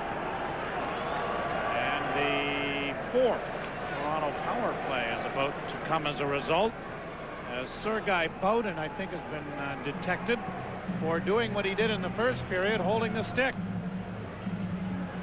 Well, again, the defensive zone coverage by the Winnipeg Jets eventually breaks down. As Zanderchuk steps by Boughton, Boughton has his glove on Anderchuk's stick, and the old 3-glove rule came in as Koharski gets Boughton out of there for holding the stick. The Leafs get a power play. The power plays have been shooting nothing but blanks for either team tonight. So it's not illegal to have holding the stick, but if you have 3 gloves on it, there is a penalty? Right. It's the 3 gloves. That's a new interpretation of the old rule then. Draw one by the Leafs. Todd Gill to Dave Ellen. Andrechuk in front of the net, but the shot went wide of him. Borshevsky into Gilmore. Gilmore to Todd Gill. Gill to Ellen. Ellen back to Todd Gill. Didn't get anything on it. And the Jets get it out. Nelson Emerson has got 5 short-handed goals, but he's not on now as Potvin makes a play up the boards. Kennedy tried to catch the Leaf goaltender trap, but was offside. Well, we mentioned in the opening, Dave Anderchuk has a 13-game point streak in which he scored 23 points. It is tied with Brindamore and Gagne, whose all those other streaks are over now, for the longest this year in the National Hockey League. So if Anderchuk can manufacture a point tonight, he will have the honor of, at this point in the season anyway, owning the longest point streak in the league. It makes you realize how good Mr. Gretzky is when he had a 51-game streak, only to be topped by Joe DiMaggio, who hit 56 straight games. Isn't that something else? Yeah, but Joe wasn't very good in the corners. Here's the pass for Andrechuk. Quintel chases it down and finds an opening, and he almost found Emerson with it too. Todd Gill. Minute 7 to go on the power play. Gill to Ellen. Ellen to Andrechuk and back to Ellen. Ellen in the corner. Sanderson in front, the rolling toward the goal mouth, and down is O'Neill to smother the rolling puck.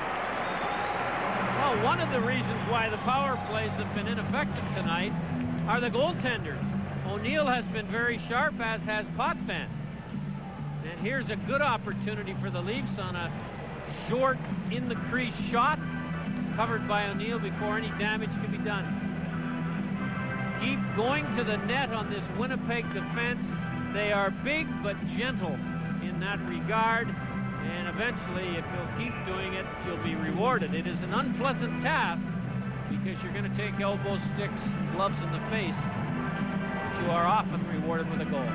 He was a first-round selection in the supplemental draft in '88. Mike O'Neill. Coming from Yale University. Yes, indeed.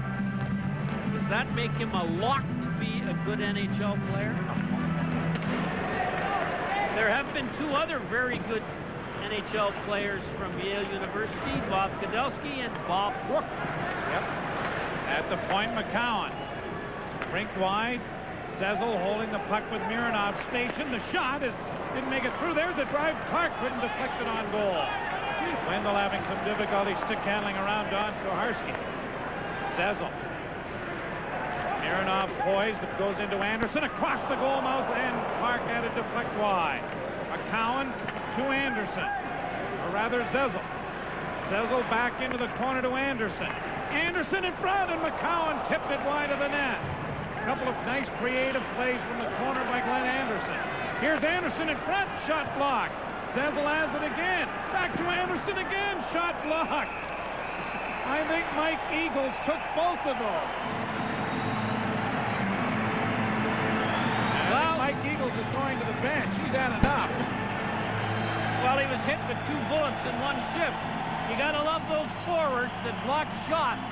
Guy Carbonneau, Mike Keane for Montreal do it on a regular basis. And here we have 2 Winnipeg Jets, Dean Kennedy and Mike Eagles, both wanted to go off the ice.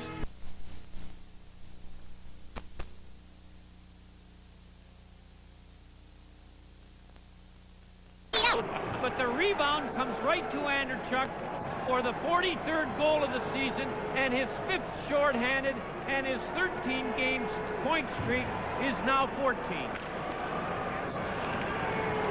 So Lefebvre and Gilmore will get the assists. And it is 1-0 Toronto.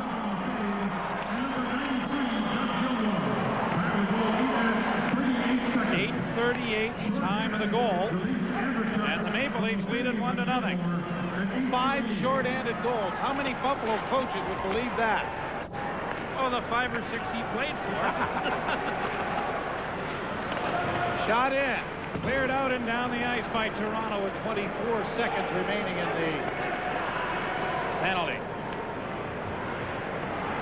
So David Andreychuk, on his way to another 50-goal season, is up to 43 as an icing call comes here against the Winnipeg Jets. We have got another winner in our A&P Score and Win contest. Edith Fay entered a ballot and included a label from Doritos, and as a result, Edith has won a set of Ryobi Workforce Power Tools. Now, Dave Anderchuk's going to get some Hart Trophy votes. I don't say he's going to win it, but he's going to get some. Listen to these stats. Leads the National League with 43 goals. 2nd in power play goals. 4th in points and shots on goal. Only 10 of 58 games has he been held pointless, and he has scored 23.5% of all Leaf goals this year. If that doesn't get a guy some votes, nothing will. The guy taking the face-off is going to get some, too, and the guy at the other end of the rink is shot by Andreychuk right off the draw, just went wide. Another shot, stopped by another loose puck in front, Gilmore, and sprawling is O'Neill. And he's got a hold of it. The Leafs may end up having their vote divided, though, won't it? Got a lot of Leafs getting votes. I think there will be. Yeah, I think Potvin's going to get some too. One thing about the Hart Trophy this year, Lemieux's out, and although Gretzky's having a great year, there are more possible candidates, I think, than any other year. And as a result, as you say, the vote will be divided. But can you, Joe, think of the last Leaf team where anybody voted for any single player? Oh, you're right. For the Hart Trophy. Yep. Last year, I know Gilmore was the first time. But before that, we had to go back 67, maybe further than that, probably. Long way back. The Hart Trophy has been something that the Leafs haven't been part of as far as the votes are concerned since this current Leaf team. Gilmore finishing 2nd last year. 1-0 Toronto, David Andreychuk. On a short-handed goal, lifting the Leafs into the lead at 8:38. Zezel kicks the puck back. Mironov's drive, and he wired it just wide of the net. Ty Domi gets it out at center for Zhamnov. Zhamnov and Mironov after the puck. Both left the puck alone, and the Leafs gained possession in their own zone. Clark wheeling out of his own zone, kicked it up to his stick, then lost it.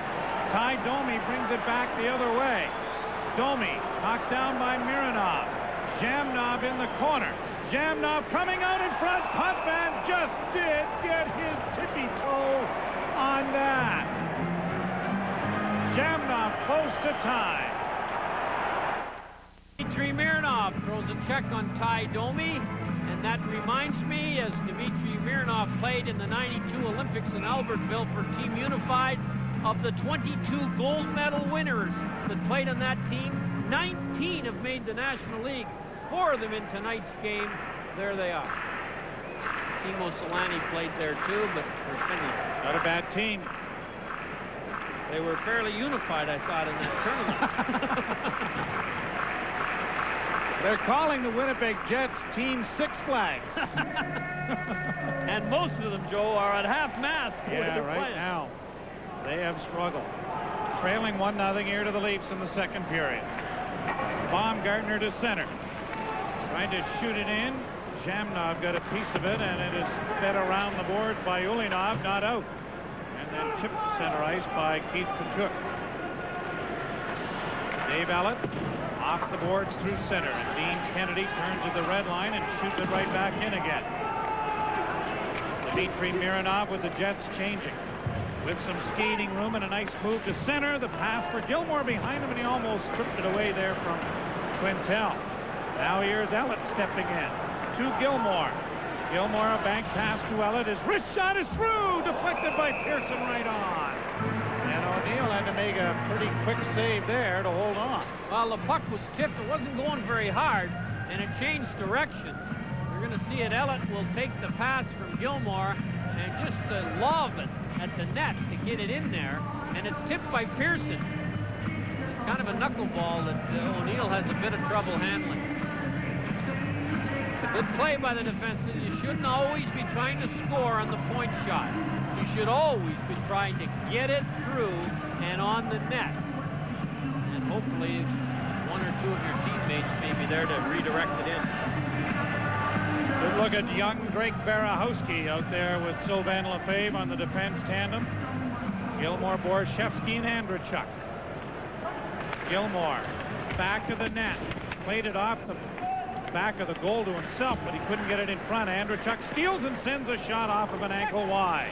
Borshevsky unable to get it to Gilmore, and it's fed out at center ice, and Borzato is stripped to the puck by Andrechuk. That big long reach and that rather wide body allows him to backhand it in. Stefan Quintel in front of his own net. Thomas Steen on to Borzato. Gillen and Borzato crisscross, looking for Gillen in front of the net. The pass didn't reach him. Barahowski trying to tie up Randy Gillen, and does sufficiently to get the puck free somewhat and get it back behind the net to Sylvain Lefebvre. Lefebvre to Andrechuk, and out at center it goes. Fired right back by Stefan Quintel, around on the boards for Yzerberg, who leaves it for Ty Domi. And it is knocked off of his stick by Borshevsky over the glass and out of play. 8:09 left to go in the second period. 1-0 Toronto. Well, the Toronto Maple Leafs are among the best teams in the league at preventing goals. 2.8 goals against. Here's a great example of how they play without the puck. Barahowski and Lefebvre pay no attention to the crossover, and Andrechuk picks up the late man, and a 3-on-3 rush is negated because 3 Leafs work together and take their own man the whole way. Unfortunately, it's easier said than done. A lot of teams find a great deal of difficulty with it. It is the toughest thing in the game against talented forwards to sort out who your man is and then be patient enough to stay with them on the rush, even though the rush... Here's a chance for Baumgartner in front. Down is O'Neill. The rebound. They score! Mike Eastwood makes it 2-0 Toronto. Well, Baumgartner had a great chance. His shot was stopped by O'Neill. some real good, hard, persevering forechecking. Causes the turnover right here. And ends up with the goal. Here's Baumgartner's chance. And McBean very soft on the defensive zone coverage on Eastwood. And the puck goes in, and the Bomber chops another assist up to that offensive total that he is creating with no regard this year. His 8-point and his career best in the National Hockey League, 8 points in a season. Well, the Winnipeg Jets got caught not being able to handle the forecheck, and then got caught being too weak on the defensive zone coverage after the turnover. Take that assist with his first face-off won this season. It's been a big night for the Bomber. Here's Tkachuk playing it back into his own zone for Dean Kennedy, on to Nelson Emerson. Emerson flips it in wide of the net. Dave Tomlinson took his man, McCowan, but the puck lay there, and it is cleared by Manderville to center ice. Tkachuk has to wait for Tomlinson to get onside. Emerson brings it in. Gill backpedaling, and he got a good angle on Emerson, who had to go back of the net with it. Bill Berg gets it out at center. Shot by Ulinov back into the Toronto end. Jets will change in the goal with 6:56 to play in the second period.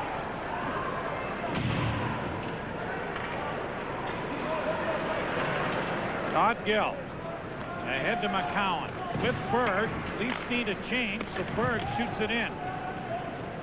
Manderville heading to the bench, replaced by Zezel. Anderson out there now. Berg still out. Backhand by Berahowski into the corner. Clark onto the puck. It comes in front of the net. And it is Steen starting away. Thomas Steen can't get around Wendell. 2-on-1 break here with Zezel. Clark with a chance, and he shot, and that bounced off of Sergei Bowden's head. Right off of his chin after it hit his stick. He heads to the bench. Steen into the slot, and Zezel is there to take it away. Clark with Zezel. In over the line, Anderson going to the net. The shot is stopped by O'Neill, and it is cleared to center ice. And Anderson took it away from Ty Domi. LaFay. Pass ahead. The Leafs have 2 more games with the Jets, both of them in Toronto, left in their schedule. As the Jets cleared down into the Toronto end. Gilmore on to Clark with Borshevsky. Clark is stood up by Ulinov with a good hit. And then Andrechuk over the boards. Gilmore couldn't get to it. Crowd enjoying that as Wendell is on the receiving end instead of the giving end of a pretty good hit. Pass into the slot, rolls it on goal. Honda to save the rebound. It's cleared away. Gilmore to center ice with Andrechuk. Andrechuk looks for Gilmore. He tipped it just wide. Nice beat by Andrechuk, and Gilmore going to the net like you suggested. You think he heard me? Here's now it's an interference call here against Gilmore for knocking down Ulinov. And some shoving after the fact. Gilmore didn't agree with that penalty. And the Leaf player, I forget who it was walking in alone. It might have been Mironov. So the Jets go to the power play, trailing 2-0. Mike Eastwood scores, and Darlene Gilson is our next lucky winner in our Dominion Score and Win contest by including a Master Choice Diet Cola-proven purchase and entering in Dominion. Darlene has won a General Electric Space Maker 2 microwave oven. Well, there's the penalty. Gilmore's going to say that he didn't see him. I'm not so sure about that. Gilmore sees everybody out of the rink. We know that. Peter Zezel has broken his stick. As it is cleared down the ice, he gets Ken Manderville's on the exchange. Here are the Jets coming through center.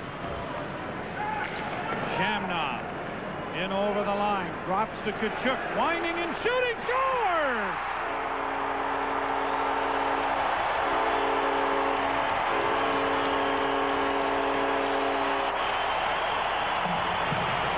Well, young Tkachuk, Burns is complaining about an interference call on the Jets on the rush. He He said, you told me you were going to call penalties like this on guys away from the puck, especially when he nearly runs into you. And on the ensuing rush, here's what happens. The puck has dropped to Tkachuk. Berg can't get back in the play, and from 31 feet out, Keith Tkachuk gets his 30th goal of the season on a bullet drive. Number 7, Keith Tkachuk.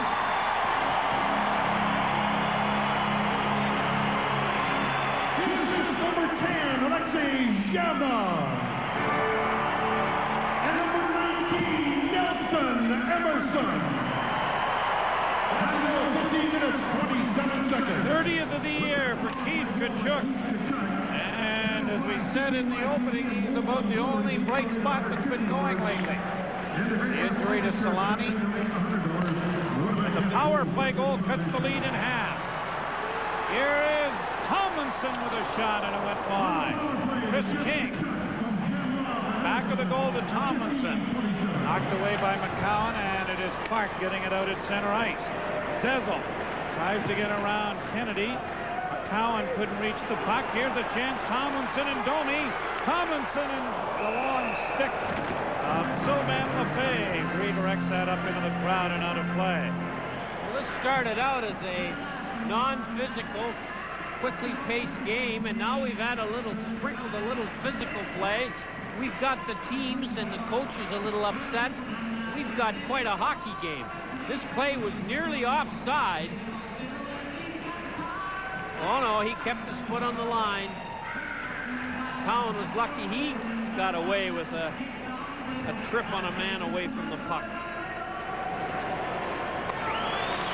The face-off won by the Maple Leafs, and Borshevsky starts back up and lost the puck. Gill has to retreat beside his own goal, having difficulties with Thomas Steen. Steen steals the puck, tries to center, and Potvin didn't have a hold of it, but lost sight of it with Don Koharski, so he did not know exactly where it was and had to hold on to the puck. Closed captioning of tonight's game sponsored by Household, providing Canadians with a family of financial services. Well, the magic number for the Jets in goals against is 3. In games they've allowed 3 or less, they're 13, 6, and 5. If it ever gets to 4 or more, they're 4, 27, and 2. That number 4, I think, for the last 10 years has been it's a killer for all teams, but yeah. I don't think it's one-sided as it is this year for the Winnipeg Jets. Hit by Gilmore takes down Stefan Quintel, and there's going to be a penalty to Gilmore for hitting from behind. Is it 2 or 5? It appears Quintel is all right. Koharski is now on the way to the penalty box, and nobody knows but he. It is 2 minutes. Hitting from behind. Could have been 5. Maybe should have been. That play is a dangerous play. The one thing about it is that Gilmore was more of a shove than a run, and that's probably why it's only 2. But the Jets do have a legitimate complaint on this play.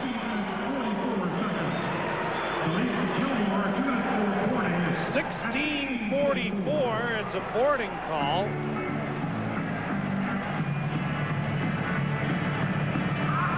And there's the boss of the Jets, Barry Shakero, looking on. He's just one of the smarter owners. I notice he's got a tan, and the team hasn't been going very well. Perhaps he's been down south getting reports on how the games are going. Well, they are desperately trying to get some sort of financing in place to get a new arena here. All kinds of rumors floating around regarding trades. Bob Essenza and Tim Chevelday of Detroit. Names that are being mentioned prominently. And the Jets getting it out at center with Nelson Emerson. Spun off the puck by Bill Burke. Tkachuk's shot is deflected wide. Keith Tkachuk. Back to the point, Emerson holding it at the boards. Rink wide to Wayne McBean. McBean has to throw it into the corner. Trying to control the puck is Eisenbart. Osborne loses it, then regains it. Eisenbart still with it. Kachuk stationed in front. Back to the point to McBean. To Emerson, and he whipped the shot wide. Rebound to McBean to Eisenbart. Off of Zezel to Emerson. Emerson to McBean. McBean to Eisenbart. The shot is high and wide. Zezel trying to get to it, and he does. Too high. 2 shots by Nelson Emerson, a clever hockey player. Too high. Couldn't be tipped. Didn't have to be stopped. Could have killed somebody. Here's Emerson and over the line. Shoots it around on the boards. Shamnoff gave it away to Todd Gill, who plays it back on the boards. Here's a chance now for Osborne. He's got Manderville going to the net, but it's going to be offside. Puck was held up right at the blue line. And what looked like might be a dangerous rush turns out to be just an offside. Well, Nelson Emerson, who's a clever player and can play the point twice on this power play in a real good spot, shot it over the net where it was a useless shot.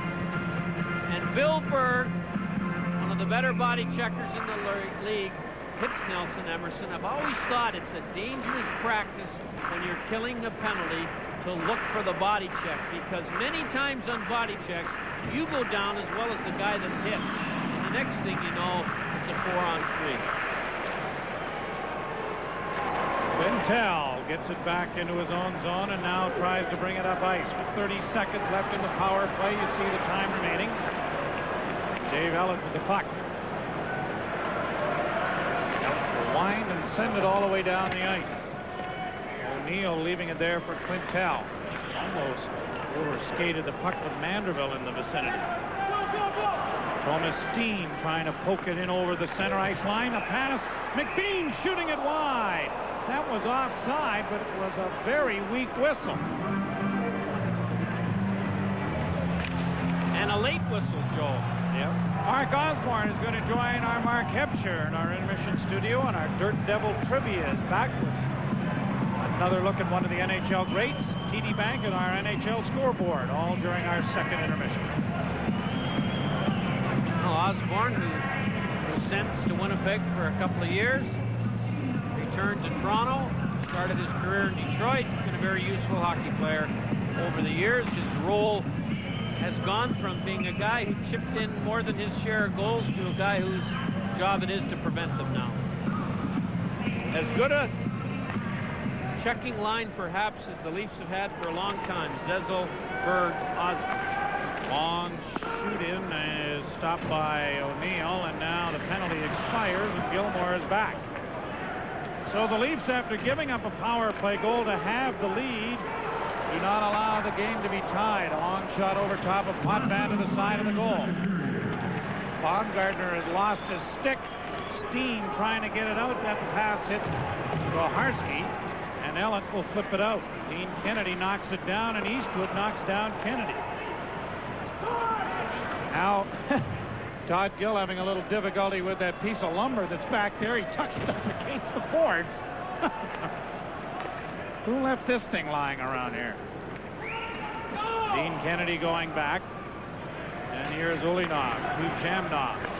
Jamnov gave the puck away. Gilmore knocked it down, but there wasn't anyone following up on the play. Pearson in the center ice zone. Forces Emerson back. Bouncing puck goes off of Jamnov to the line. There are 14 seconds left to go in the period. Jamnov going wide on Gill. Took the shot. That surprised Potvin. And he had to make a quick move with that left pad. Todd Gill letting the time run out. He shot that puck without coasting in full stride and nearly caught the Cat taking a nap. So the Cat leaves the net, and at the end of a couple of periods, he leaves with a lead. Mark Osborne getting set to join Mark Hebscher in our intermission studio. And the score at the end of 2, Toronto Maple Leafs 2, the Winnipeg Jets 1. Welcome back to Winnipeg. The Maple Leafs leading the Jets 2-1 after 20 minutes of play. And we're in the studio now with Mark Osborne, who was, I guess, banished to the press box for one game against Tampa the other night. Is that one of those things you expect over the course of a season, that your time's going to come and you're going to have to be in the doghouse?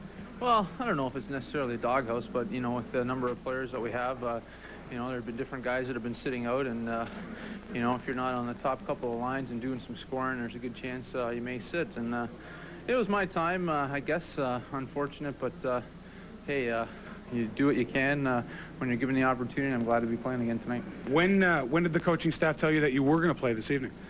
Well, we kind of didn't know really until before the game. Burnsy put the lines up. You know, we're carrying 2 extra players. He elected to go with 5D the other night, so we dressed an extra forward. Tonight we just went with the 6D, and so we got 2 forwards that are not playing, and you know, that pretty well is going to be it. You know, in some ways it's not such a bad idea. It keeps you on your toes, and you got to contribute. It's the first night of the new interpretation, I guess, of the old rules. 3 boarding calls against the Maple Leafs, 1 by yourself, 2 of them on icing calls.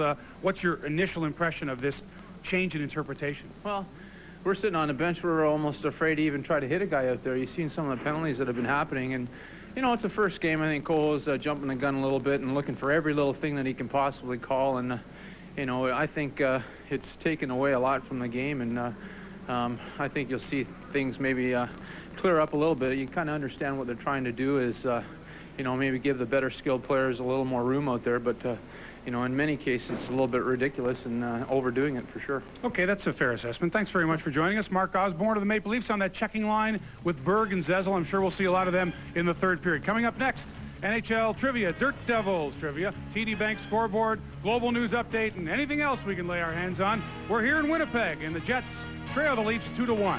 Back after this. The thinking behind Neon's cab-forward body design is simple. Move some things around. Pull the wheels farther apart, push the windshield forward, and... Who won the Calder Trophy as Rookie of the Year in Wayne Gretzky's first year in the NHL? Need a hint? He's collected over 1,000 points in his 15-year NHL career. In his rookie year, 1979-80, he collected 65 points, a rookie record for defensemen at the time. He's won the James Norris Trophy 4 times, and he's second to Paul Coffey on the all-time list for most career points by a defenseman. Nice now, Raymond Bourque with it. Bourque across the line. Bourque shoots, he scores! Ray Bourque just came across the blue line and pulled the trigger and gives the Bruins a 3-1 lead. Ray Bourque was the Boston Bruins' first pick in the 1979 NHL draft. He was named to the first All-Star team in his rookie year. And with Wayne Gretzky ineligible for the Calder Trophy, Ray Bourque was an easy choice in 1980.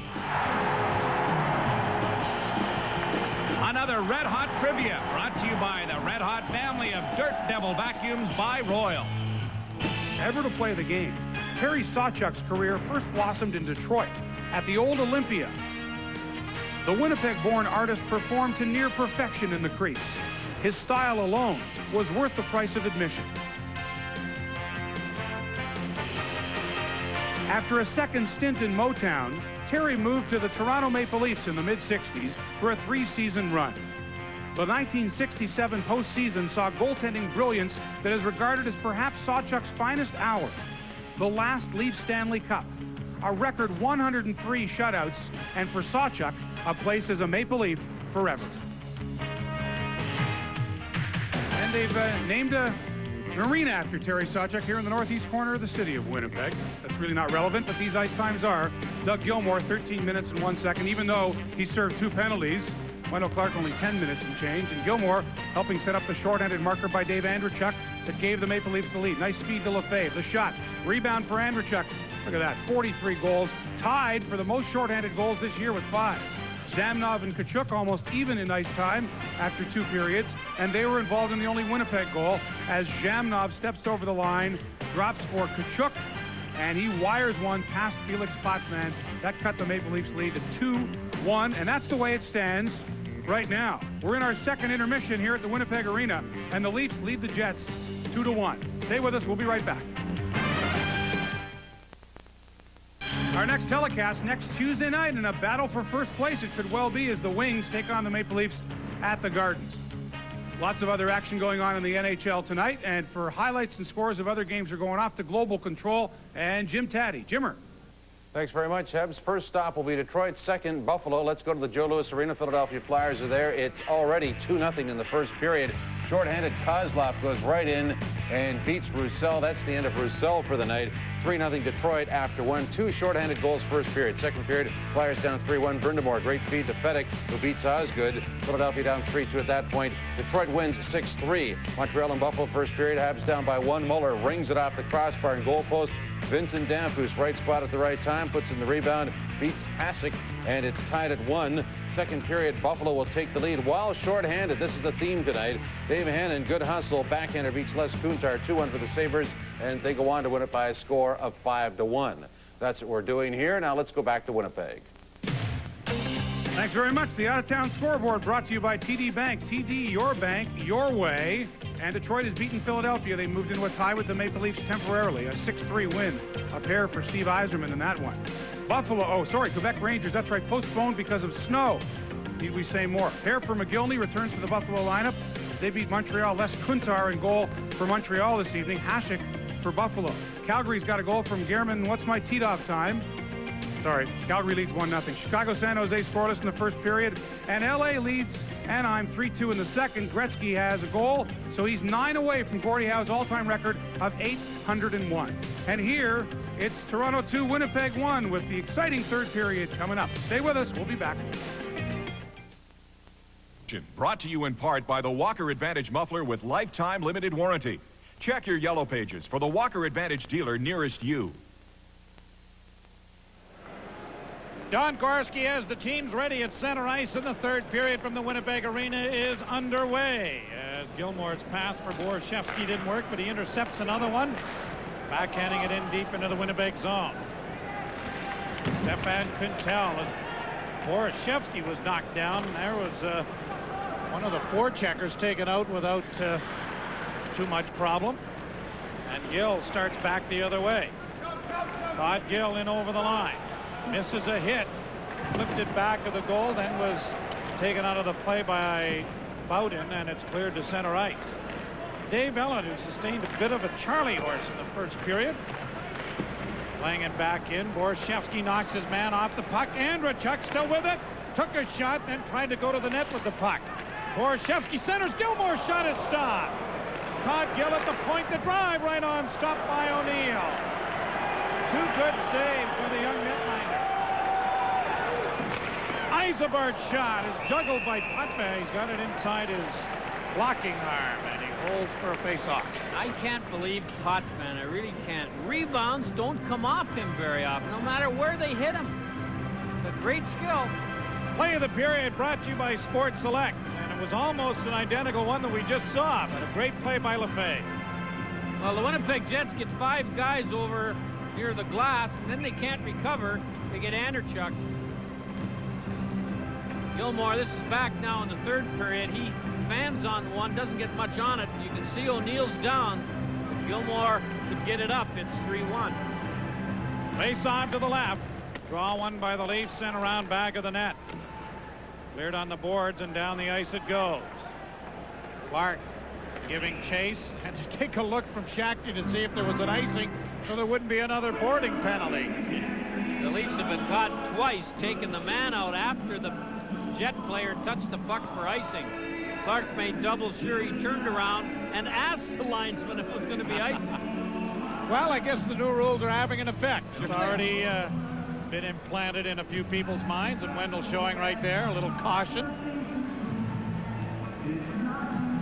Something that on other occasions he's not known to have thought of. McCowan back of the net. Off of Clark, it doesn't get out. McBean rattles it right back in again. Here's Kachuk trying to get it in front. He had it checked. Jamnov circles into the corner. Lost it to Zezel. Zezel gets it on the boards to Clark. Clark holds the puck, and as things evacuate, he's now able to carry it out. He's in a lot of traffic in the neutral zone, gets in over the line, and then couldn't get a shot away. Anderson does, and it trickles over top of the net. Zezel trying to stuff it in. Anderson sweeps it, and he scores! O'Neill coming across the net with his stick on the ice, put the puck into his own net. Wendell Clark was trying one of those 1-against-5 sojourns that he's made every once in a while. Anderson follows up for a shot that goes over the net, and then Zezel tries to wrap around, and Anderson grabs it and really doesn't get all the way around and out in front. And it was O'Neill that put the puck in. Anderson gets his 11th goal of the season, and that puts the Jets in a tough spot, down 2 early in the third period. So it is 3-1 Toronto. Anderson's 11th at 1:50 of the period. I would think Zezel and Clark will get helpers. Dean Kennedy chased by Eastwood. Eastwood and Kennedy having some difficulties with the loose puck. The Leafs trying to double team him. Eastwood comes out in front and then didn't get the shot. It's slashed back, but grabbed off there by Quintel and sent out for Chris King. Here's Ty Domi with a long shot, extending Potvin into the splits, and he almost got the rebound. King lost it. Sweeping at the net there was Tomlinson, but it went wide. Pretty good shift here by Tomlinson, King, and Domi. Domi in the corner trying to get it in front. Tomlinson back of the net. Whoops, Ty went for a header and then missed Ellett with a hit. Baumgartner on the boards, can't get it out. Bouncing shot goes off of Eastwood. Eastwood on the boards is knocked down. The puck is underneath him. He throws it out at center ice. Sergei Bowden, and now Baumgartner and Chris King are shoving at one another, and Ty Domi comes over and pulls the stick out of Baumgartner's hand. Jamie McCowan leaning over for a little bit of a comment here. That was a pretty tough shift. The Winnipeg Jets pinned the Leafs in for the whole thing. And although the Jets never got the puck out in front for much of a scoring chance, they caused 3 or 4 turnovers around the boards. And King, Baumgartner, Eastwood, Ulanoff, we had lots of collisions. Finally, a nice play by Eastwood to throw it out of the zone. No Leaf could get it out with the stick. So we have double penalties, 2 to King, 2 to Baumgartner.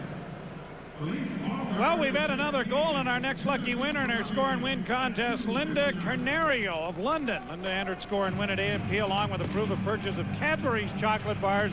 And congratulations, Linda, you've won a 45-piece Mikasa dinnerware set. Again, the Jets get fouled up in the defensive zone coverage. Nobody takes Anderson, and as O'Neill in an emergency slide got a stick over and deflected it into the net. And the Leafs could use a little more celebrations from Glenn Anderson like that down the stretch and into the playoffs where he was so effective a year ago.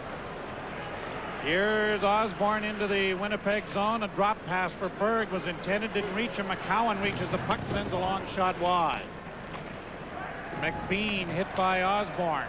Osborne fighting for possession with Wayne McBean. Down goes McBean. Osborne has it. Tried to center. He hit the back of the net. Todd Gill flips it right back in again. And McBean goes to the puck. And Berg after him, and the pass comes up on the wing to Zhamnov. Alexei Zhamnov in over the line with Kachuk, intercepted by Gill. 3 Leafs back at center. Gill almost got tangled up there, then plays it up on the boards for Osborne. The teams are changing. They're playing 4-on-4 as Osborne sends it in. A minute to go in the penalties to both Baumgartner and Chris King. Quintel. Lead pass knocked away. Mironov strides back, a pass on to Gilmore. Mironov, the trailer. Mironov in on goal and stopped by O'Neill. Mironov back of the net for Gilmore. Gilmore still with the loose puck. Gilmore and Ellett in close quarters, sent into the corner for Andrechuk. Andrechuk trying to get away from Sergei Bowden. Tried to leave it for Ellett. Ellett then mishandled it. It comes out over the line, but Dave Andrechuk showing that great stick handling skill. Ellett in over the line with a long shot, and he had O'Neill leaning the wrong way. Thomas Steen gets it out. 3-1 Toronto. We're in the third period. Gilmore to Andrechuk with Mironov. Andrechuk into the slot, still has it, and his shot is stopped. Rebound, he sends it off the side of the goal. Sanders in front. Mironov couldn't get his stick on it. Has it again. Mironov around one.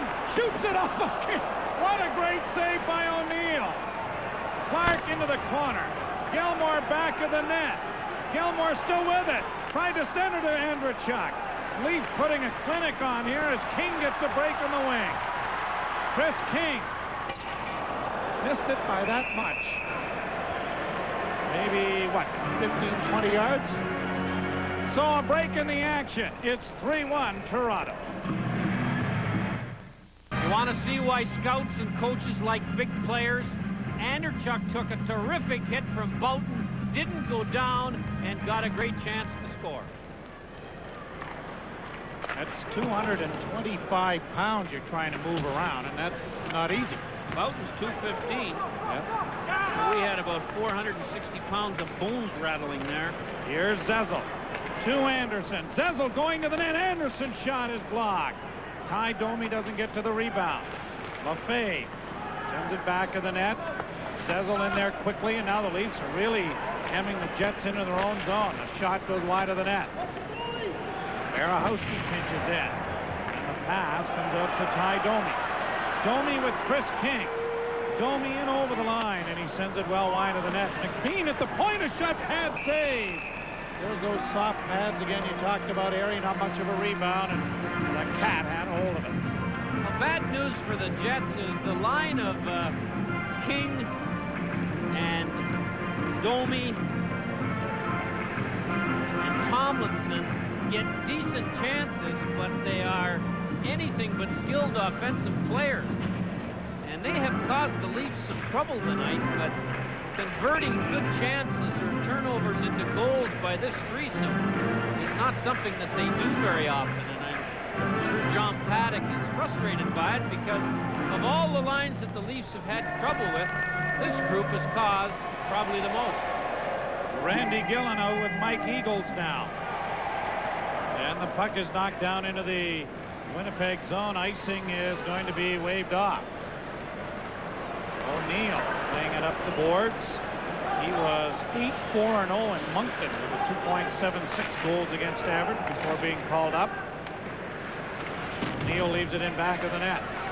Now here is Berg trying to get free. He does. Berg coming out in front trying to jam it. And it's knocked away. Back come the Jets. Erickson shooting it in. Todd Gill to the loose puck. 3-1 Toronto here with 13-12 to go into the period. Pintel hit by Osborne, and Manderville drops it back in his own zone. Todd Gill to Osborne. And Mark Osborne to center with Berg on the move. The puck goes into the corner. Berg's coming right out in front and paid for it. Big hit by Quintel, but a good scoring chance nonetheless. Eisebard back the other way. To Quintel, a shot goes wide.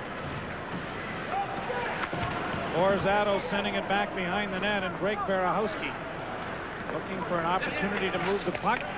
Finds Lefebvre. Lefebvre to Manderville. Manderville to Berg. And Bill, I think, needs some time on the bench, and that's where he's headed. That was a big hit. Jets get it back in the lead zone. Lefebvre taken out of the play. Here's Thomas Steen coming out of the corner, shooting off the side of the goal. Jets trying to get possession. Mike Eastwood kicks it back as an net for Sylvain Lefebvre. And Lefebvre to Robbie Pearson.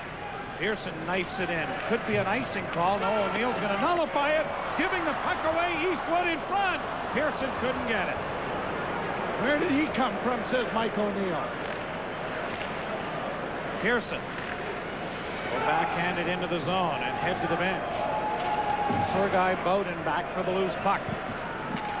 Bowden getting it ahead. Nelson Emerson had it blocked. Gilmore tips it in. Borshevsky after the puck, and it's cleared out at center ice. Mironov to Gilmore. Kachuk almost stole it. And now in the center ice area, it's Dave Ellett drilling it in. On the boards, Gilmore taking a quick look around, sends it back to the net. Borshevsky there. Bowden after him. Mickey trying to come out of the corner with it. Tight turn to send it in front, and it's intercepted by Stefan Quintel. On to Kachuk. Keith Kachuk, who has the Winnipeg goal, gets it in over the line. Not able to make a play. as the Leafs get it out. Ulinov to Nelson Emerson. Emerson slapped it wide of the net. Went after it with Ellett. Gets it back to the goal too hard, and Mironov is flipping it on the glass, but not out. Gets another try at it. Dmitri to the red line. The Leafs in need of a change. Sends it in. Borshevsky had ideas of maybe pursuing it, but then heads to the bench.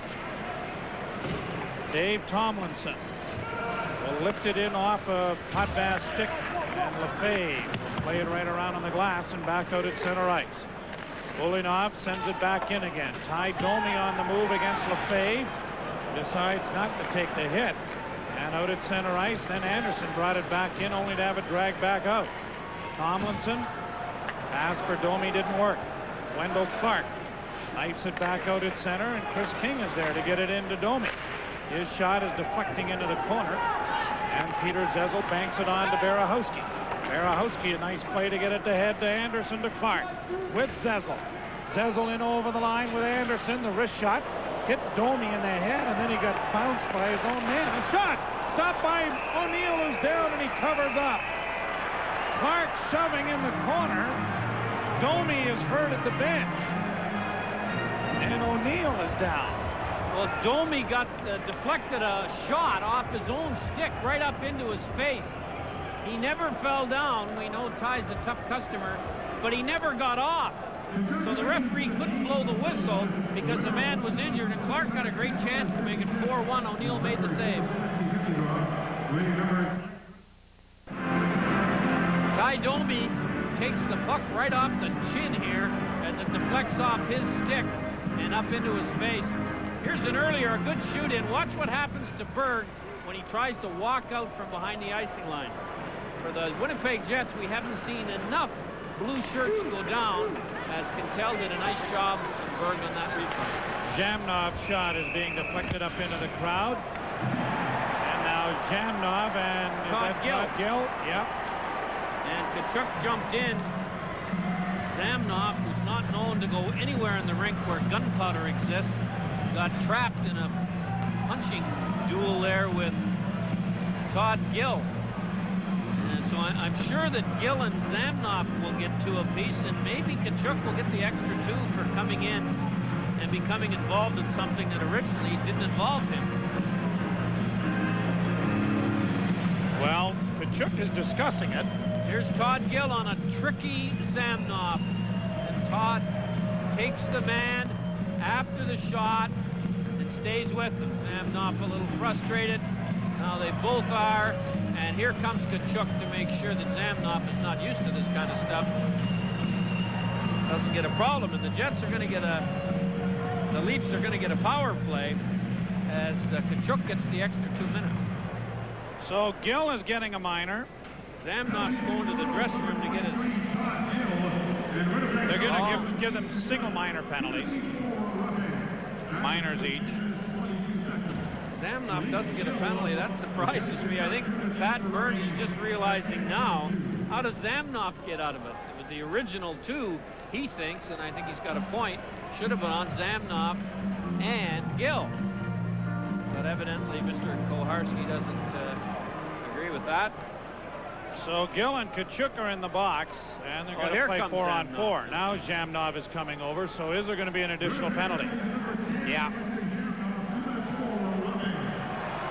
Zhamnov's helmet got broken, so he went over to the bench. The helmet's on the bench getting repaired, and Zhamnov's in the penalty box without a helmet. And the Maple Leafs are going to be on the power play as a result. So you were right all along. Right, yep. Not often, Joel, but every once in a while you get lucky. You know what I mean? That's right. So this is power play number 5 for Toronto, and they have not scored a power play goal yet tonight. 9:38 to go. The Winnipeg Jets have gone 125 minutes without an even strength goal. So that takes them back more than 2 games. And that was supposed to be their strength, offense. And it has deceived them as much as their defense had. They give up about 4.2 goals a game and score above 2.4. Randy Gillen tying it up down in the lead zone, killing off some time as Gilmore pokes it free, and now here's Borashevsky leaving it for Mironov. Mironov to Gilmore. Gilmore, a pass for Borashevsky didn't work. Andreychuk gets it in over the line. He's got Gilmore at the side of the goal. Centered in front for Mironov. And that was tipped by Quintel. Dave Ellett for Andreychuk. Swept it in front. Borashevsky couldn't get to it. Mironov holding the puck. Mironov to Borashevsky. Borashevsky to Mironov. He tried to feather it over there for the one-timer. Ellett plays it around back of the net for Gilmore. Gilmore holding the puck. Borashevsky at the half boards to Mironov, and he fanned on the shot and broke his stick, as a matter of fact. Cleared around on the boards. Now Mironov has a new stick as it's cleared out and into the bench area in the Winnipeg bench. And there'll be a face-off outside the blue line with 52 seconds to go in the power play. Well, this is the first year that the Winnipeg Jets haven't had a very dangerous defense core, led, of course, by Housley and Olesen, as far as producing points. Now they are projected this year to score more than 100 fewer points than they scored in any of the past 5 years. And with Newman out for 3 weeks or more, that projected number may not even be achieved by the Jets. So last year, Olesen and Housley scored 195 points between them. And I don't think you can get rid of 195 points and have your offense not suffer when they come from the blue line. Gilmore giving it off to Drake Barahowski. There's 8:14 remaining in the third period. Gilmore head faking into the zone, and he couldn't get away as Emerson has a chance to move it up ice, and he does. As McCowan reaches it, 24 seconds remain in the power play. Clark in over the line. Wrist shot is weak and wide as it bounced off his stick. He gets to it in time on the boards, but can't keep it in. The penalty is about to expire as Barahowski is back in his own zone. On to Andreychuk. Andreychuk flipped it in. The penalty now over as Kachuk is back on the ice. Barahowski back of the goal. It is 3-1 Toronto. And a goal by Glenn Anderson at 1:50 of this third period has been a big one thus far. The shooting hits the side of the Leaf net, and Drake Barahowski and Felix Potvin are going to smother it there. 3-1 Leafs in the third in Winnipeg. Closed captioning of tonight's game sponsored by Menon Speed Stick. The number one, the only one. Joe Bowen along with Harry Neal here in the Winnipeg Arena. Cold enough for you today? Nice. It's a moderate day here compared to the last 3 times I was here. Long shot blocked. Chance in front. Borzato sent it over top of the goal. Ellett unable to get to it, and Mironov finds an opening between the defense to get it out. Quintel sends it right back in again, and Potvin leaves it there for Dave Ellett. Manderville circles in the corner and now takes the puck and banks it off the boards to center ice. Osborne after it. Borzato sends it right back in again. 6:46 to go, third period. Ellett being hooked. Isabart after the loose puck, backhanded in towards the net, stopped by a leg, and Mironov has it again. Mironov on to Manderville. Manderville to Osborne. Osborne drop pass. Mironov blew it wide of the goal. Good chance, but out come the Jets. 2-on-1. Isabart going to the net for Zhamnov. Stop. Rebound. Stopped by Potvin. And he somehow has a hold of it. Well, Mironov very smartly jumped into the rush and from about 25 feet out unloaded with a blistering shot. Here's the rush here. Mironov coming up the middle, you see, no Jet takes him and shoots it wide. Now the puck goes around the boards fast here in Winnipeg. Now it's a 2-on-1 the other way. Mironov can't get back. Berg helps McCowan out, but here's the last stop by Potvin when he's lying on the ground. If Zhamnov had got the puck up 4 inches high, it would have been in. Give Berg some credit for some real hustle on the late back check and then tying him up so he can't get much on a backhander from 3 feet out. And then Jamie McCowan paraded through there and knocked one of the Jets flying that enabled Potvin to finally get a glove on that puck and hold on.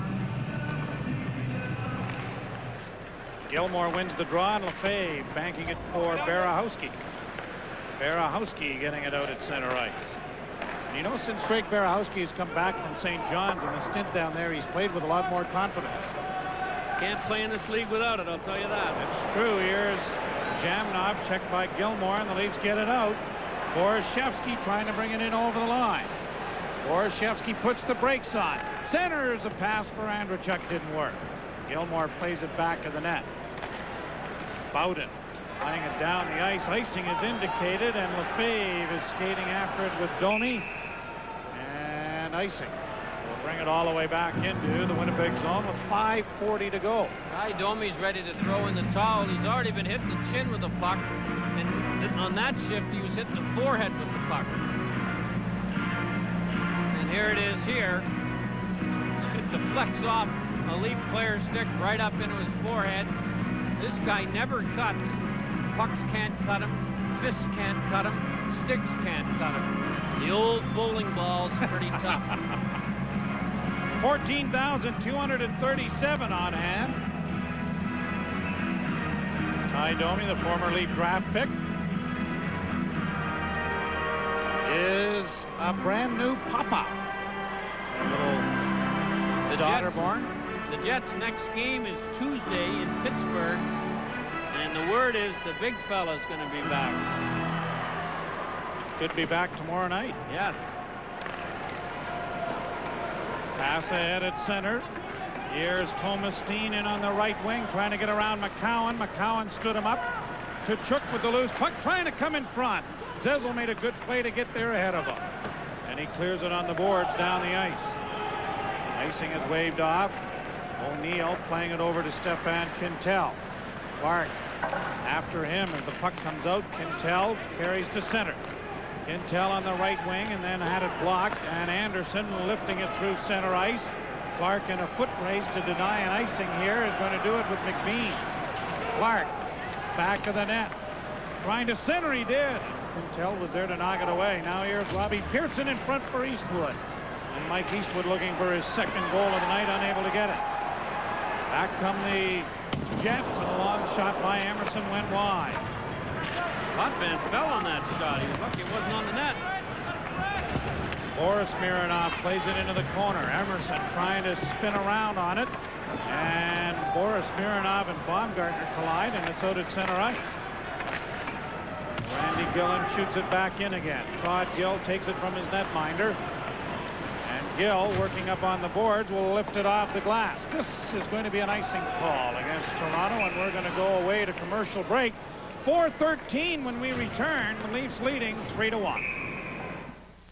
Followed by Sportsline with Mr. James Taddy, heavy on the mister. And that's coming up right after the game. The Jets have not won a game since January the 11th when they beat the Buffalo Sabres here 3-2. That is the longest month John Paddock has ever put in. As the puck clears the glass and goes up into the crowd, and a Winnipeg fan looking for the exit has managed to get himself a souvenir on the way to the car. 0-9-2, and they're 4 minutes and 9 seconds for making it 0-10-2. During that stretch, if no more goals are scored tonight, the Jets have given up 52 goals and have scored only 31. That means with a 4.5 average against, they got to get 5 goals to win. No team can do that. Potvin should be considered as one of many Leafs who can qualify for a Molson Cup star. On the boards, Lefebvre flips it on the glass, and this is going to clear the zone to center ice. Rob Pearson striding after it. Boris Mironov played it ahead. Gilmore jumped over the boards. I don't know if we get a shot of that or not, but as he went to the bench, he jumped right over the boards. Lefebvre, I think he thought there was too many men on the ice. Out at center ice. Pearson knocking it back. Pearson knocks it in over the line. Baumgartner couldn't get to it. Boris Mironov for Winnipeg. Flips it into the Toronto zone. Todd Gill going back to the puck. Gill Off of Bob Gardner to center. And Quintel turns to regroup the puck to McBean. McBean's pass is too far. Icing is indicated by linesman Dvorsky, and it'll be brought back. I think we're going to get an opportunity to see a brand new Olympic sport. It's called high jumping the boards. And Gilmore, we've seen many of his tricks, but watch this one.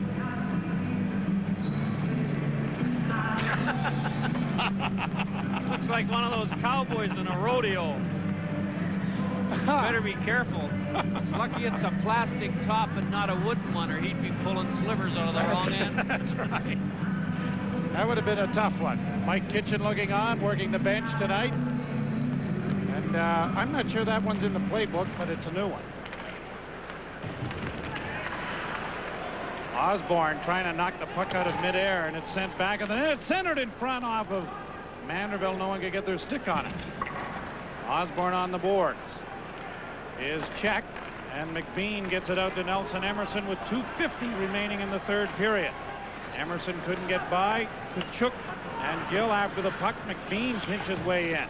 Back of the net for Emerson. Tried to center. He does. Loose puck cleared away, and the Leafs doing a good job in front of the net.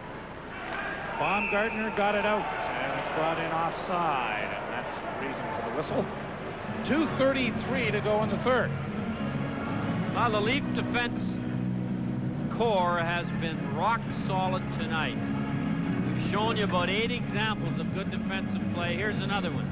Nelson Emerson's a tricky forward. McCowan doesn't go for any of his trick. Gill picks the puck up.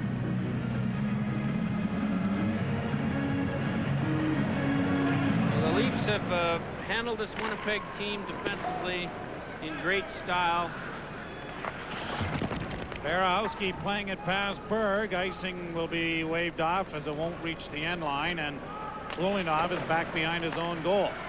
Got it ahead to Paul Yzerbark. Yzerbark to Borzato. Borzato going wide. Wrist shot stopped by Potvin. Thomas Steen looks for a man in front. Yzerbark couldn't get the puck. Mironov's shot is blocked by Barahowski, and Osborne runs just enough interference to allow Barahowski to get it out. One of the things I've noticed about Barahowski in this game anyway is he's not making any low percentage play. Playing it safe, not trying to do too much. Here's a chance in front for Berg, and he couldn't get his stick on it, and Borzato turns for Winnipeg. To Ulinov. If you want to win the favor of Pat Burns, play that way. Yzerbark looking for a trailer, and it doesn't reach Quintel cleanly, and out comes Borashevsky. Nicky Borashevsky in on the right wing.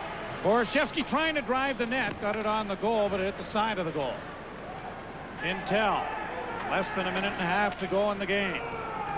Cleared into the Leaf zone. Potvin cleared it away. Some miscommunication there, but Mironov is able to help his goaltender out by getting it out at center.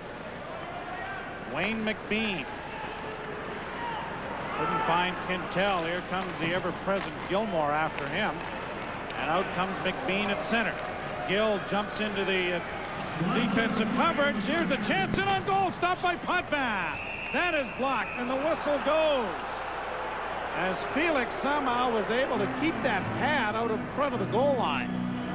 Well, we talked about the Leafs' strong defensive play tonight. You may be looking at the best defensive player in Potvin. He's made numerous difficult stops, and he hasn't stopped even though there's 55 seconds to go. Zamnov gets in, not alone, but close quarters, and Felix Potvin will not take his pad off the post. The Jets have pulled the goalie here down 2 with 55.7 seconds to go. And I think we're going to have a timeout called by the Jets. Yep. I don't blame Paddock for trying this. It's a face-off in the Leaf zone. If they can get one goal here in a hurry, they can take another run. You can see John's got a sheet of paper there that he's either got a goalie out face-off play or he's going to draw one. I'm sure he's reminding his players of one that they've practiced before. It's a long shot, but it's been a long time since the Jets have managed to get 2 points. Key to this, of course, is you got 2 guys on the puck all the time, and you got to make sure you jump to the check. And the defenseman will be pinching with no regard at all. So the 5 Leaf players know the 6 Jet skaters are going to be taking all kinds of chances here. It won't be a normal shift. So Pat Burns counters off the timeout with Gilmore, Andrechuk, and Zezel. And Lefebvre and McCowan are the defense tandem. Zezel will take the face-off against Randy Gillen.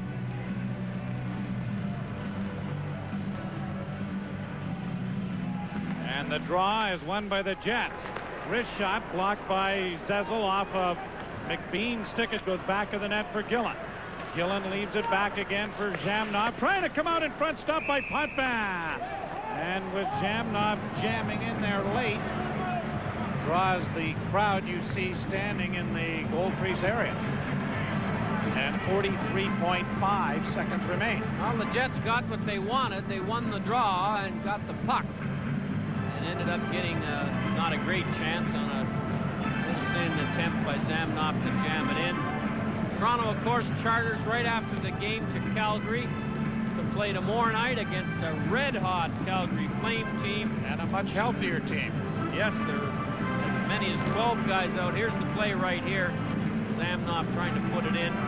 Suter was supposed to play tonight. The Flames are beating Calgary 2-1 in the second period.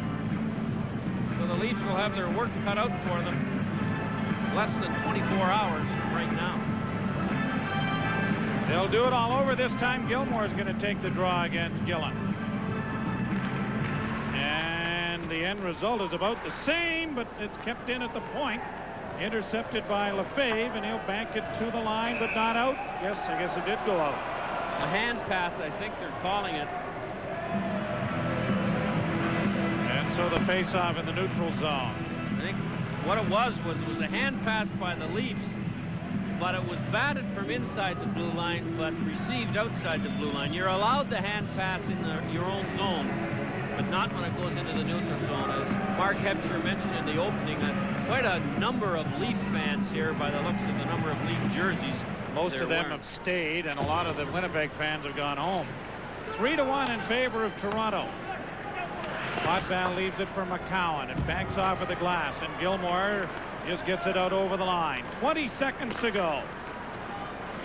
And the Leafs' winless streak will end at 4, and their 2-game losing streak on the line here tonight as well. Quintel's shot goes wide of the net. 6 seconds left.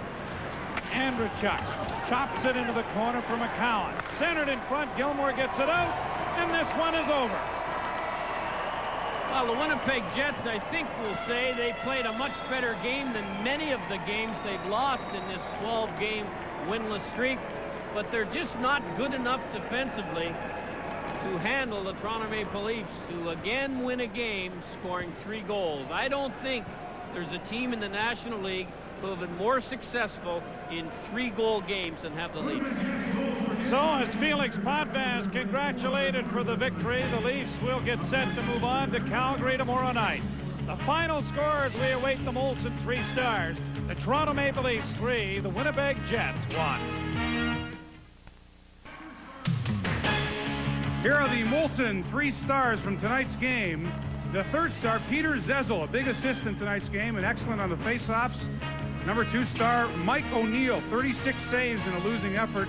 And our number 1 star, 33 saves, allowed just 1 goal, Felix Potvin. The Molson overall standings have Dave Andrechuk leading Wendell Clark and Felix Potvin.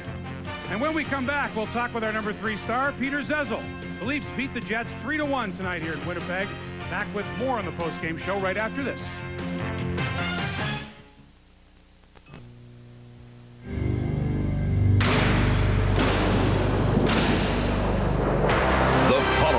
Is a live presentation of CBC Sports.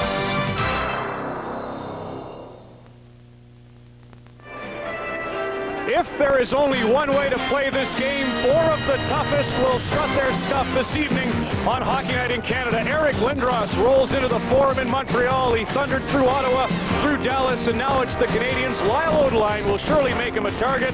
Among the most rugged in the NHL, the rear guard from